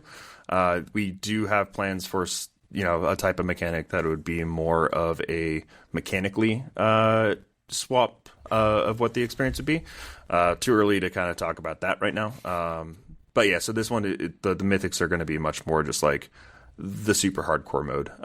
Same experience, but just cranked up to 11, and the loot cranked up along with it. I'll stay at level I'll be cranked down to like level 7. Yeah, you good. I'll keep it 7, 8. We chillin'. Yeah, we chillin'. You guys need to play some more NIS. Listen, okay, I'm gonna just be honest here. I've been trying for so long to get Venomous, and it's just everybody is always bringing her, and I'm just like, I want to play her. She's fantastic. Thank you. I've been playing from day one. I don't know what you're talking about. And I guess if you need heals, like, I don't know. Yeah. Well, I do need heals. I'm a melee character. Yes. I just breathe in the clouds, you know? Just chilling. That's all I want. But no, you know, I remember some games, WoW has done it, Guild Wars 2 has done it, SWTOR has done it, where they've done a live event where, hey, everybody meet here, and there's going to be this ridiculous something or another that spawns, and you got to work together to do it, kill it. Are you guys ever going to make any live events like that? Yeah, so I mean, we've already done a couple live events with, you know, like the Gloom Dungeons that would open up in the Highlands, for instance, and those would be more of just like an event in the sense that it was like a temporary kind of change to the world, keep things fresh, and, you know, kind of incentivize people to go out and collaborate and do something a bit spontaneous together. We did add the timer to Talon of Pyre, so there is a world boss in the Highlands. Him and Night Maw is kind of more of like a mid-stage world boss that you can find out there as well. Both of those are kind of designed to have the community collaborate and get in there. One of the cool things that we've seen come out of that, and like in Discord, people will just like post a screenshot of like the timer when it's down to 5 minutes, and then everybody will log in, even if it's just for that, because they only have a couple minutes, and then like meet up and just like all be hanging out right at his lair, just pounding on his door, waiting for him to spawn and give him the business. So that's been really cool. We want that to be more of like an event as well. We were talking about having like an actual broadcast in game of like, hey, he's about to spawn. Let's get over to Highlands and get that going. The new zone, so basically the giant expansion, it's a huge freaking expansion. I think it's a little bit more than twice the size of what Highlands is right now. For the second zone, so Deepwood Holt exploding in the Frost March expansion. We're gonna have multiple world bosses there as well for players to be able to get into. So yeah, it's a big part. Like, we want the open world experiences to feel like open world and like a big, you know, big baddie that you guys can take down and feel badass doing so together. Like, it's a big part of the social experience. Are there plans to keep the game mostly, if not all, PvE, or will there be a PvP aspect eventually? It's always, you never know. Never have a crystal ball. I will say, like, the absolute focus right now is to just make the best PvE experience that we can. You know, we have talked about it, and we know there is definitely an audience for the PvP aspect of it. Just the thing that we don't want to have it feel like is just like we throw it in there to say that we can put it on the box, and like in Steam you can say PvP, and it's a mechanic that nobody really ever interacts with. So if we did have a PvP, we want it to feel like it was intentional and actually is balanced. And that's a very, very tricky thing of just like balancing a PvE game for PvP, unless you have very specific, you know, balance settings in place that you could it just turns into a one shot or just like, you know, damage sponges, and it just never feels quite right. So it's a really tricky thing to balance. so we'd want it to feel intentional if we did. The easiest springboard that we were talking about early on would have been like, if we want to do this, if we want to be more of like a PvEVP sort of experience, or like it's teams that are competing against each other, but the medium for competing against each other is the actual game that it's balanced for, which is the PvE content. So there's a lot of different ways you can do that, whether it's time trials or, damage runs or wave combat or there's all sorts of different ways you can slice it. I have one word. But yeah. Gambit. Yeah. And Destiny. I'm not a Destiny guy. I don't know. Yes. I don't know. Yeah. Yes. Woohoo! I have not played any Destiny. Don't. Don't. It's okay. It's not No, worth you it. don't need to. No, do not do it. required. No, No, Bob. don't do it. No. Please. Do not don't. start. Do not start down that train. Just don't do it. I needed to find the time first. This is- Unfortunately, WoW has sucked me back in now, so Yeah. no life. That's a good one. Well, it's not no life. It's hard to compare. You pay $15 a month and you have 9 different versions of the game you can play. Yeah. Yeah, I mean that's kind of That's definitely It's what pretty I was. close. It's what, 4? No, 5? 5. Yeah, Wrath, Season, Hardcore, Regular Classic, and Retail. yeah, but then you can have like the modded versions of each of them. That's true. I kind of want to do that. I kind of want to install the add-on to make Wrath of the Lich King, because I never played Wrath of the Lich King. Like I played beta all the way through Burning Crusade, and then I stopped Burning Crusade. But I never got to play Wrath of the Lich King, and like everybody says that's like the best expansion ever. And I really like the hardcore, so like maybe making my own hardcore version of it through add-ons. That would be so. fun. It's cool. I do love the add-ons you can get in with WoW. And just for the record, so I know, hardcore is when you die, your character's done. Yep. Why would you do that? That's One just life. not fair. It's fun. It's I that's called not- it Little Get Good.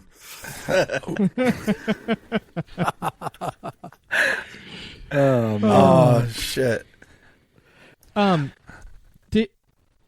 Did we ask this already? I want to. Speaking of little things, do you are there any plans for pets in the game, like battle pets? Yeah. Oh, well, battle pets. That's a different thing. So I mean, that would be like a whole different like Wayfinder class. It's not off the table, but it's not like in active development or anything that I can talk about right now. But we definitely have talked about the pets that you have, like I think it's a Rhyme Frost Hunter. I forget exactly his name. The cub that you can get in your house, along with the birds and the turtle soar and all the other little critters that you might be able to unlock and put in your house. We want to expand upon that so they can actually follow you around, maybe go you around in Skylight and stuff like that. It's less of a priority right now, but that's definitely like a nice little polish thing that we'd want to bring into the game, depending on where it goes. But yeah, for like combat pets and actually like a summoner class, so to speak, it's not out of the cards. It's just not on the docket right now. Got it. This is a really important question for me because it holds really near and dear to my heart. Who's your favorite Star Wars character? Star Wars character. Who would be my favorite Star Wars character? I do like Yoda.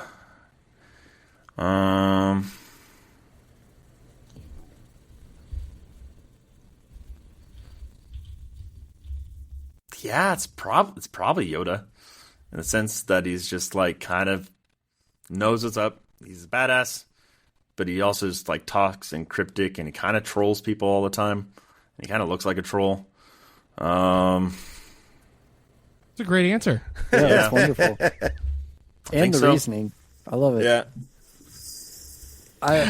We have to ask what I consider the most important question of the show, because it's Okay. the only question that can actually end the show.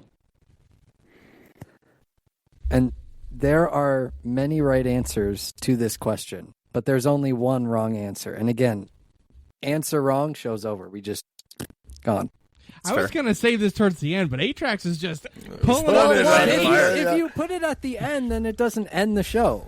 Like, That's true. Well, All at right. this you know, end, you have to have something. All There right. has to be All a right. risk here. Okay, You know, there's you a don't risk. put it at we the had end a of the show. lot of There's no hot risk. questions. Hopefully, We'll see how this Hopefully. goes. Like, I'm nervous. See, He's going to here's say the the point. one answer. I know. That's what I'm saying. I All hope right, I ready? do. I kind of want to. It's at That sounds like a challenge. everybody. It's It at is. A_Atrax. At You can direct your A_Atrax. emails. You can, yep, direct it all to me. Join the Nerds Community Discord, and you can harass him there. You'll find the link below. And the question is, what is your favorite ice cream flavor? Oh, favorite ice cream flavor? God. There's a uncountable Literally number of correct answers. I Every- know there are, but you're trying to Only choose one favorites. wrong one. Right. Yeah. I'd probably say like a cookie dough Butterfinger combination of some sort. Thank That Nice. sounds fantastic. That's great. Thank God we choice. didn't end the show. I'm so happy. I want to guess. I feel like the Guess. wrong answer has to be. It's probably like a mint chocolate chip or something that's like very Well, polarizing. that's my favorite. Of course it's not. I'm trying to think like what would be the wrong You have answer. the color correct. I'll tell you Yeah. It's a great That's true. pistachio. Yes. Okay. Yeah, I think those are the only two that I was thinking. that. But Yeah, because like I can understand if you like pistachio ice cream, but like if you choose pistachio as your number one one favorite favorite. ice cream out of all the flavors that exist in the universe, there's something wrong with you, and the show is over. Yeah, it's not even the best nut ice cream. Like Right. peanut butter. There's so There's many. plenty of like almond ones that are Almond, better. yeah. There's like a cashew. Though I there don't know. are like some gelatos and stuff I think that is like basically exclusive pistachio flavor that I've had and are just like really good. Yeah. But it is definitely Yeah. one of those that is like I think it is a good psychological evaluation test. It's like, is pistachio your favorite ice cream? Oh, really? Okay, that explains Yeah, a lot. then I'd be marking down. Don't go near him. He's probably Dexter. Yeah. Right. Hey, what do you got in your trunk? Oh, just this giant roll of plastic. Don't worry about it. You know what I mean? Yeah. I'm a painter. Yeah, exactly. Oh, in my little 1 pint thing of Ben & Jerry's pistachio ice cream. Like, what the fuck is wrong with you? It goes down with a I nice eat it with a shanty. fork. Oh, man. Oh, Speaking cool. of Well, the show goes on then, I guess. Sorry, yes, guys. sorry, It continues. You gotta yeah. deal with me more. Woohoo. Punxsutawney Phil saw or did not. I forget which one is which. Saw his shadow, so the show goes on. Same Yes, deal. there we go. No, you did not choose pistachio, so the show goes on. Speaking of favorite things, since we talked about your favorite Star Wars character and now favorite ice cream, do you have a favorite weapon or design from Wayfinder? Ooh, I think probably Harvest. For weapons wise, they're all of them are so freaking cool, and that's one thing that I just love about our art team is just like being able to just make cool shit and just make it real. I think there's something about just like the Harvest Moon though, it just like really resonates with me. And the fact that it is kind of just like that yin and yang, you know, you got the two moons, one's white and one's dark, and then they have, you know, a lot of synergies as far as just like the offense and the support aspects of, you know, how you can actually use it in combat. I think is just super cool. It just looked really cool. I think daggers are probably one of my favorite kind of weapon mechanics just because it does rely so heavily on the iframes and parrying and, you know, getting buff bonuses. And you can actually, if you're playing it right and you stack up your combos, you can kind of overcap the amount of damage that you're doing. So I really love just, you know, dual daggers. And I think Harvest Moon, ironically, I haven't used them basically at all on my main character. But I still think they are fantastic. I've probably used Rose and Thorns the most of any weapon. Again, another huge damage buff you get out of those. I've been really enjoying Umbros just for huge burst damage that you can do as well. I think it's getting a buff in this patch just because we had the wrong values on the stats. So I think it's getting the resilience is swapping with the damage, if I remember correctly. The thing is that's one of the cool things about the game. You can just use any weapon that you want and just play around with it, and you get, you know, with the armory system, you're going to have incentive to actually grind through it and level it up, and like all of your weapons are going to get more powerful because of it, which is going to be kind of cool system. But that's the kind of cool thing. It's just like there's not, if we're doing our job right, there shouldn't be one obvious answer like what is the best weapon. We want them to all be, you know, amazing in their own kind of use case. And incentivize you to play around with them and collect them and want to collect them and not just think it is a throwaway sort of thing. So I think just aesthetically and just kind of cool factor, I think the Harvest Moon is pretty freaking neat. Yeah, no, for sure. I love looking at the designs of those weapons, and you rattled off a couple of good ones. I figured as a NIST player, you were going to go towards daggers. Yeah, as long as you're not a Tempest user, then you're okay in my book. Oh, I'm hurt. I'm hurt after that one. I'm hurt. I'm hurt. And so are your enemies. But speaking of all the weapons and different things that you guys have provided for the community, it's hard to collect all of that information. So I know that with that comes wikis for a lot of different games like this. So have you checked out any of the wikis that the community has created, either to see the work they've done or the accuracy of the work they've done? Yeah, I try to. And I mean, even like the Reddit and things like that, like we're in there and we're monitoring and we're watching and stuff like that. But we want those all to be community driven. We think that's like a really important part of just like the culture and just like building the hype and just like sharing the data. Because like we feel like, I don't know, the way I think about it is if your dad buys you a puzzle and you're super excited to try the puzzle, but if he just sits down and like does the whole thing for you, then it's just like, okay, well, it's a pretty picture now. Yeah. Like those are where the pieces go. Whereas if like the community like has to sit down and like actually figure out where all the pieces go and like how it all works together, like that process of building it and like figuring it all things out and like, oh, this is where that drops with, oh, you use this combination of mutators, that's how you're going to get this thing, and like how do you get this thing to spawn, oh, you got to kill these things in this order, and then it appears, and like that kind of viral conversation that's happening behind the scenes, like we know it happens, like we spent months making it happen, like we could tell you, like we try to help you as much as we can, like we want you to have the, your material codex, and we want you to be able to kind of like see where things drop and kind of get guided so you can stay in the game, but we don't want to just be like overtly, nope, that's wrong, nope, this is right. We want it to be kind of like that natural progression of people interacting with the wikis, interacting with each other, building something out, and building that kind of community aspect of things. So there's going to be things that get data mined, and there's a lot of stuff that has been data mined that's not accurate, and then it gets thrown into the wiki, and then it does cause confusion. But again, like that's fine. It can be wrong, and people can figure it out and course correct and self manage and mitigate. So I think it's awesome. I think it takes in a tremendous amount of time to put one of those together and like make a resource that helps so many people out. Like it's super freaking cool. It's one of the things I love about the gaming communities as a whole. Like we can sow a lot of frustration and toxicity, but we can also do a lot of good to help each other out just for the sake of like wanting to do it. And there's no real incentive other than just like trying to do something cool for people. So it's awesome. Like there's a lot of really good ones out there that I highly encourage that people take advantage of, and then share the information, help each other out.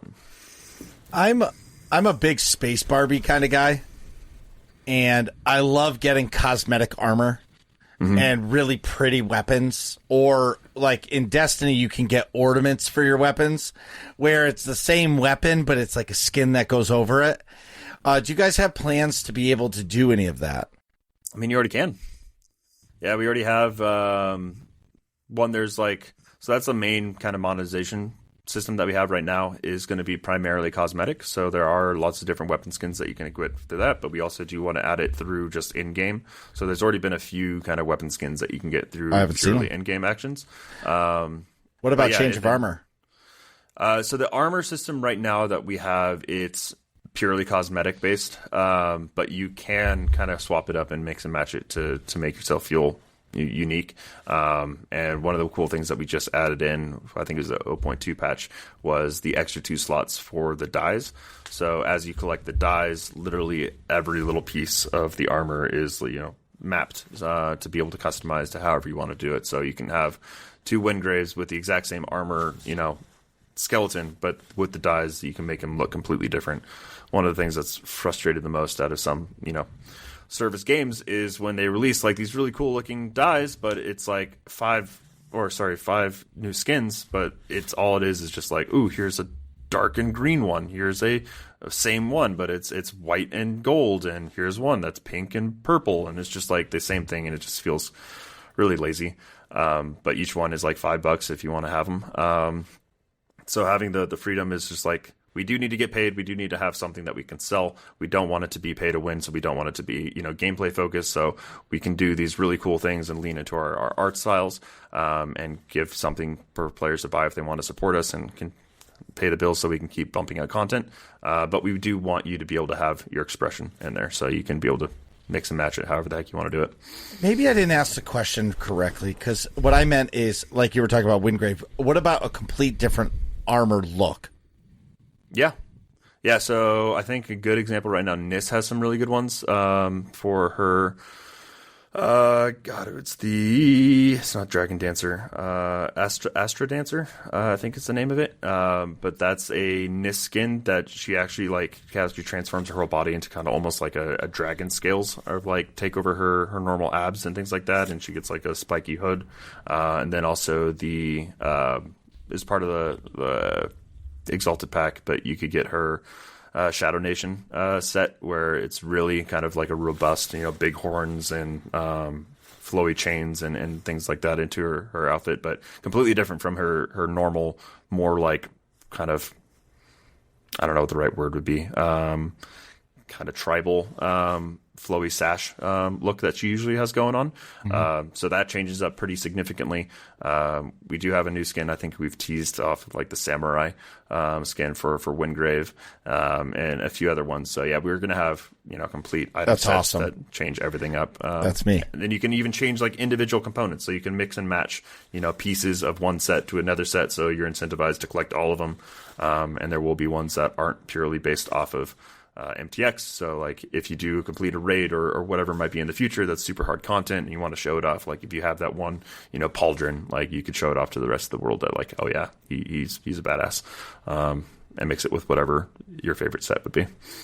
Now with that, with things being a part of raids or the mystics, as far as the cosmetic side of it, are some of these going to be more exclusive, like you have a certain time window, and then if that gets retired, it becomes more things like that. It's tricky, so people don't realize how expensive, like it seems simple, like you're just going to have like a cosmetic item or whatever that you're going to throw into there, but in reality, like all things said and done, it costs tens of thousands of dollars for even like a smallest thing. So like even like trinkets and things, like they cost thousands of dollars to make in reality. And that's just the nature of the beast of get it, concepted out. You have to pay all the hours for the concept art. You have to get it 3D rendered. You have to get it, actually uploaded and coded into the game and all the steps and things like that. It adds up fast.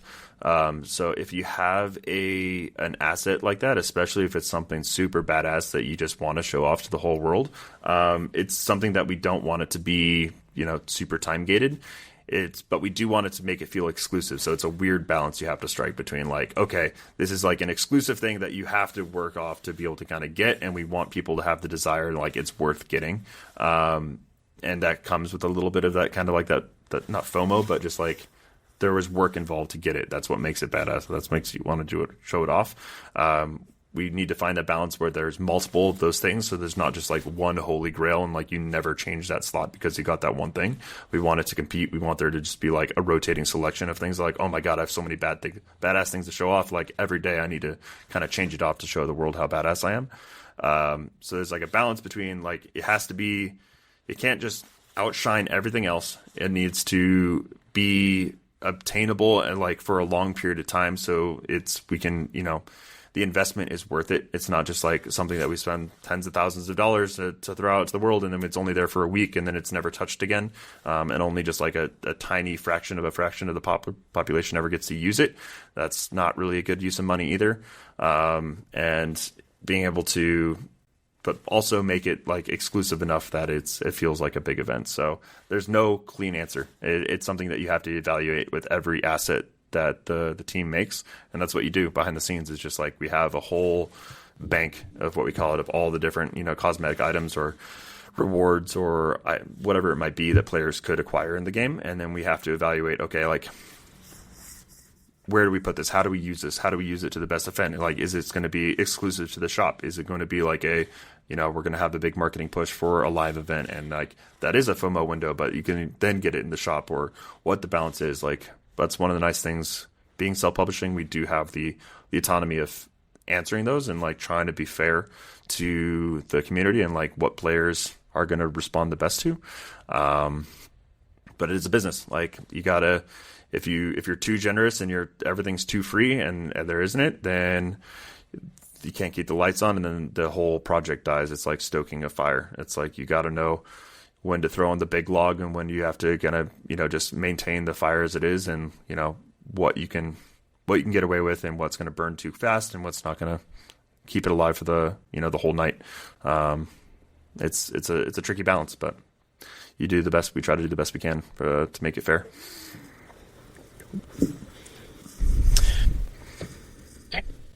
Well, as far as you mentioned the work being put into things like that, I know that there's crafting currently in the game, and I know that takes a lot of work, getting the materials and things like that to put them together to get a certain, whether that be a weapon or a Wayfinder or even just an accessory. But the one thing I've kind of noticed in my playtime is that dropped items from either certain bosses or certain expeditions are stronger, a little bit more valuable than the ones that we craft. Is that going to be something that is changed in the future, or is it always going to be the drops? It's going to be a blend. Like that's one kind of pain point that I keep bringing up right now is just like, there's a lot of really cool craftable items that are just like set at a lower level that they never really feel tangible for once you get past like that early to mid game. Like it's a really cool set bonus, but like you're shooting yourself in the foot if you actually equip that item just because it's such a low item level. So it's something that we're going to continue to evaluate. We don't have like a hard answer is like what's going to change with the crafting component and like, how to get versions of the maybe earlier game craftables, but like at a mythic version of it or whatever might happening. But crafting is a big part of the game as it stands right now. So we want players to feel rewarded when they've put the work in, they've grounded it, and they've got all the different individual components, and they want to make a really cool thing. We want them to feel rewarded and like have a reason for that. But we also want there to be a really big reward for getting that RNG chance drop from a world boss or a raid boss or whatever it might be. Like you finally get that roll that you're looking for with the 2 sword slots or whatever slots work with your echoes, and it just feels like you can show that off. And that's another cool thing that we see in Discord. It's just like people just taking a screenshot of just that little toast in the left of just like, I got that purple, finally dropped, I finally got it, and just like that's a cool moment as well. So again, we want it to feel a good balance between, it's not just like you have to grind this for infinitum amount of time to be able to get it, and when it finally happens, it's just like if you can check that box off, but you want it to feel rewarding. But we also want players to have a means, like crafting feels like it's continual progression. So you can get like the small little increments and then eventually you get the payout. Whereas like if you're purely relying on drops, it's just like rolling the dice every single time and you're praying for it to finally hit. So there's a world where it's a combination of the two depending on what you're trying to do. And if we're doing our job right, like there's enough different ways to kind of tackle the challenges in the game that like there's a reason to do both. Depending on the challenge. Nice. All right. I heated my triggered question of the night. Why does the game feel catered to range style versus melee? God, balancing a range like it's one like I think we shot ourselves in the foot a little bit with it being such a kind of unique world of being kind of like almost like that fantasy punk, steampunk vibe, long like neon punk. I don't know what you call it, but there's guns, there's like magic, there's melee, and there's big 2-handers and shields and stuff like that. And it's there's a reason not every game does it because it makes balancing tricky. But we want to find the balance, and we're not there yet, and we never will be there. I think it's always going to shift and adjust like as we keep releasing weapons. But we want, like we recently with the 2.0, like we've tried to bring ranged people closer into the fight, like into the fray. And there's a cost benefit. Like if you want to deal the most damage possible and like be the most badass, that comes at the risk of having to be up close and personal and a higher chance of getting engaged. But we also want to kind of bring that threat out to the ranged people. So if you're doing a ton of damage from range, we need to introduce some more mechanics from the bosses that actually like specifically goes after those ranged people and like, you know, puts a little bit of heat on them if they're just pot shotting in the back too much. So that's like one of the ways that we want to tackle it, is not just do nerfs all the time and just like make it useless to do range, because that's not fun. Like, people put a lot of work into getting those weapons, and we want there to be a reason for whatever weapon that you have equipped. Like, sometimes it's better to be ranged, sometimes it's better to be up close, sometimes it's good to have break power, sometimes it's better to be sword and shield, whatever it might be. We want there to be intentional choices with each weapon and when you're using them. And then also just like you get engaged differently depending on what you have with. So like, I know we're definitely keeping that in mind with, you know, like future boss fights and things that we have going on, and enemy AI, like targeting prioritization based off of like what weapons are using and stuff like that. So even if you are playing ranged, like you're still getting engaged, but it's just a different way than you would be getting engaged if you were melee. But it's a work in progress. It's always going to be. Marcus, I think that's just saying you need to get better. That's what I heard. I honestly think daggers are the most OP. It takes time. You got to learn the movesets, but those are iframes that deal damage back. Like, I don't know what else you want. You got dodges. You got, if you're playing miss, you have like another like 6 iframes. Like, if I'm your moveset and you're doing like insane amounts of damage, like what else could you ask for? You don't need healing if you don't get hurt. Like, and everything's dead before you get hurt. Like, it's a pretty strong argument. My He's dodging is is from Elden Ring. Yeah, like my dodging is not that good. I have not learned the timing of getting smashed by something. It is an important skill set. It bleeds over to real life too. You see a truck coming, like you know where their dodge button is. You can get out of the way. It might save your life. Yeah, don't bother parrying. Just dodge. Yeah, see, exactly. I don't even know how to parry. Like, I don't even that part I don't even understand yet. Okay, I'm still working on learning how to dodge, and I'm 40 hours into the game, and I've beaten some bosses. It's just, yeah. I feel like it will open up a whole new world to you. So I'm looking forward to, and like it's different. Like, it's a different type of dodge or parry or riposte, depending if you're two-handed or sword and shields or daggers or whatever it might be. So like, that's one thing I think why I think ranged is the easiest. It's pretty obvious that you get away and you aim down sights and you press the button, and then maybe you get fancy and you do the active reload in the right window for some extra bonus. But if you want to, if you're melee and you're not using those tools like dodge, and you're not using the parry and the block and stuff like that, it's going to feel really punishing. But if you get it right, it feels really rewarding. So that might be a more simple answer to your original question. Learn to use the systems. Working on it. Noted. So the moral of this story today is get good. Get good. Yeah, I think that's the moral of life, right? Yeah. It's a good way to live. Yeah. No, absolutely. No pun intended. We also wanted to ask, what are your personal goals for Wayfinder? I mean, just kind of see where it takes us. I mean, I think it'd be folly to say that we have a plan. Like, we do. We always have a plan, but like, it's like we've seen in these short few months of early access, just like things that you think are going to happen, and you just have zero way of knowing what the future is going to be. So our guiding principle is always just going to be do what's right for the game, do what's right for players, and do what's right for like us as a dev studio, so we can kind of stay together, keep building, the games that we want to make, and just do what we want to do, which is just make phenomenal experience. So, like, we manufacture adventure, and that's what we want to keep doing. So that's the beautiful part of my job, is I just get to keep listening. I can keep kind of help steer the course of like where the game's going to go based off of what all of y'all want and like what we need, and like whether that's raids or whether that's whatever we wanted to see and what we want more of, whether it's PvP, whether it's more PvE, like open worlds, zones, like smaller paced and dungeons and enrichments of like the lost zones that are out there. Like, that really does depend on like what we hear back from you guys of what's most important to each of you. So we're going to keep following that, and then kind of just keep an open mind of just like being able to build.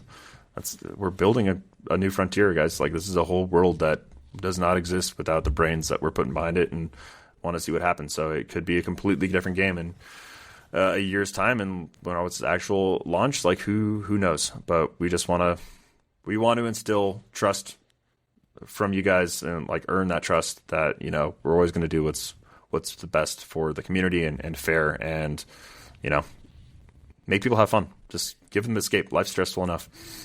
You definitely have done it. The community team you guys communicate with everybody. You know, I always say no Discord message is left unread. It may take some time to get a response, but that's understandable when you have thousands of people that are probably DMing a day. I'm doing bad. I have 6 right now in my inbox, but at launch, let me tell you, I think I had to sleep like we had like the animation studio judo mats that we do like actual recording for kind of like body mapping and things like that. So I stole one of those in our old office, and I was just like, I was answering nonstop. I think 1,000 is at least 1,000 a day, maybe getting close to like 2,000 messages I was getting every day, just trying to keep up with the flood that was coming in. Thank God that has slowed down a little bit. But yeah, I try to. And again, it's a double-edged sword. Like, sometimes people aren't going to like the answers that I have, so they get pissed off and leave a bad Steam review or whatever it might be. But it's like, I'm always going to be honest. I'm always going to, if you treat me with respect, I'm going to treat respect right back at you. And it takes work, but I think it's worth it. I think like so many studios and gaming industry, it's like, as a gamer myself, it's like, it's a black box. Like, you hope, and sometimes you believe in the studio, sometimes you don't. But if you have no line of communication, then people will assume the worst. Like, people will mostly try to assume the worst, but if you don't answer, then they really will assume the worst. So my goal is just try to be as honest as I can, and get that, at least some information out there as best I can. Awesome. We'll let everybody know where people can find you one more time. And Discord. Yeah, so if you're not in the Wayfinder Discord, give us a search and come say hi. Never be a stranger. If I get pinged, I'll respond. And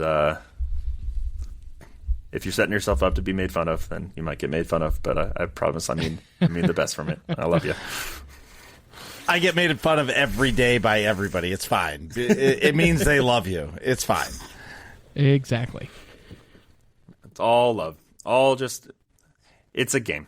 We're making games. We're having escapes. We're all just trying to be in here to make the best of our life. And there's enough going on in all of our lives and all of our worlds that's like, that is work. And that's not meant to be Wayfinder. It's not meant to be any of this. It's meant to be something to escape, something to give you a reason to do all the other BS. Like, we give you a reason to live, and we're going to keep working on that. If you're watching here, I play Wayfinder Monday nights with Rhaiu. It'll become a normal stream night, so please come say hi to me as I fail, and you guys can tell me get good, because I need that. Lots of get goods all the time. So thanks, Snarf. Thanks for coming on the show. Yeah. Hey, I'm honored to be here, and thanks for listening to me ramble. But I'm always around if you guys want to hit up, and the new stuff that's going to be coming out. I'm super excited to be saying that, but stay tuned. And we're also on Twitch as well, so the Play Wayfinder channel on Twitch. So if you have something new and exciting to show off, you can catch me live there as well. What are you guys talking about in here? Find out next episode of Working Class Nerds.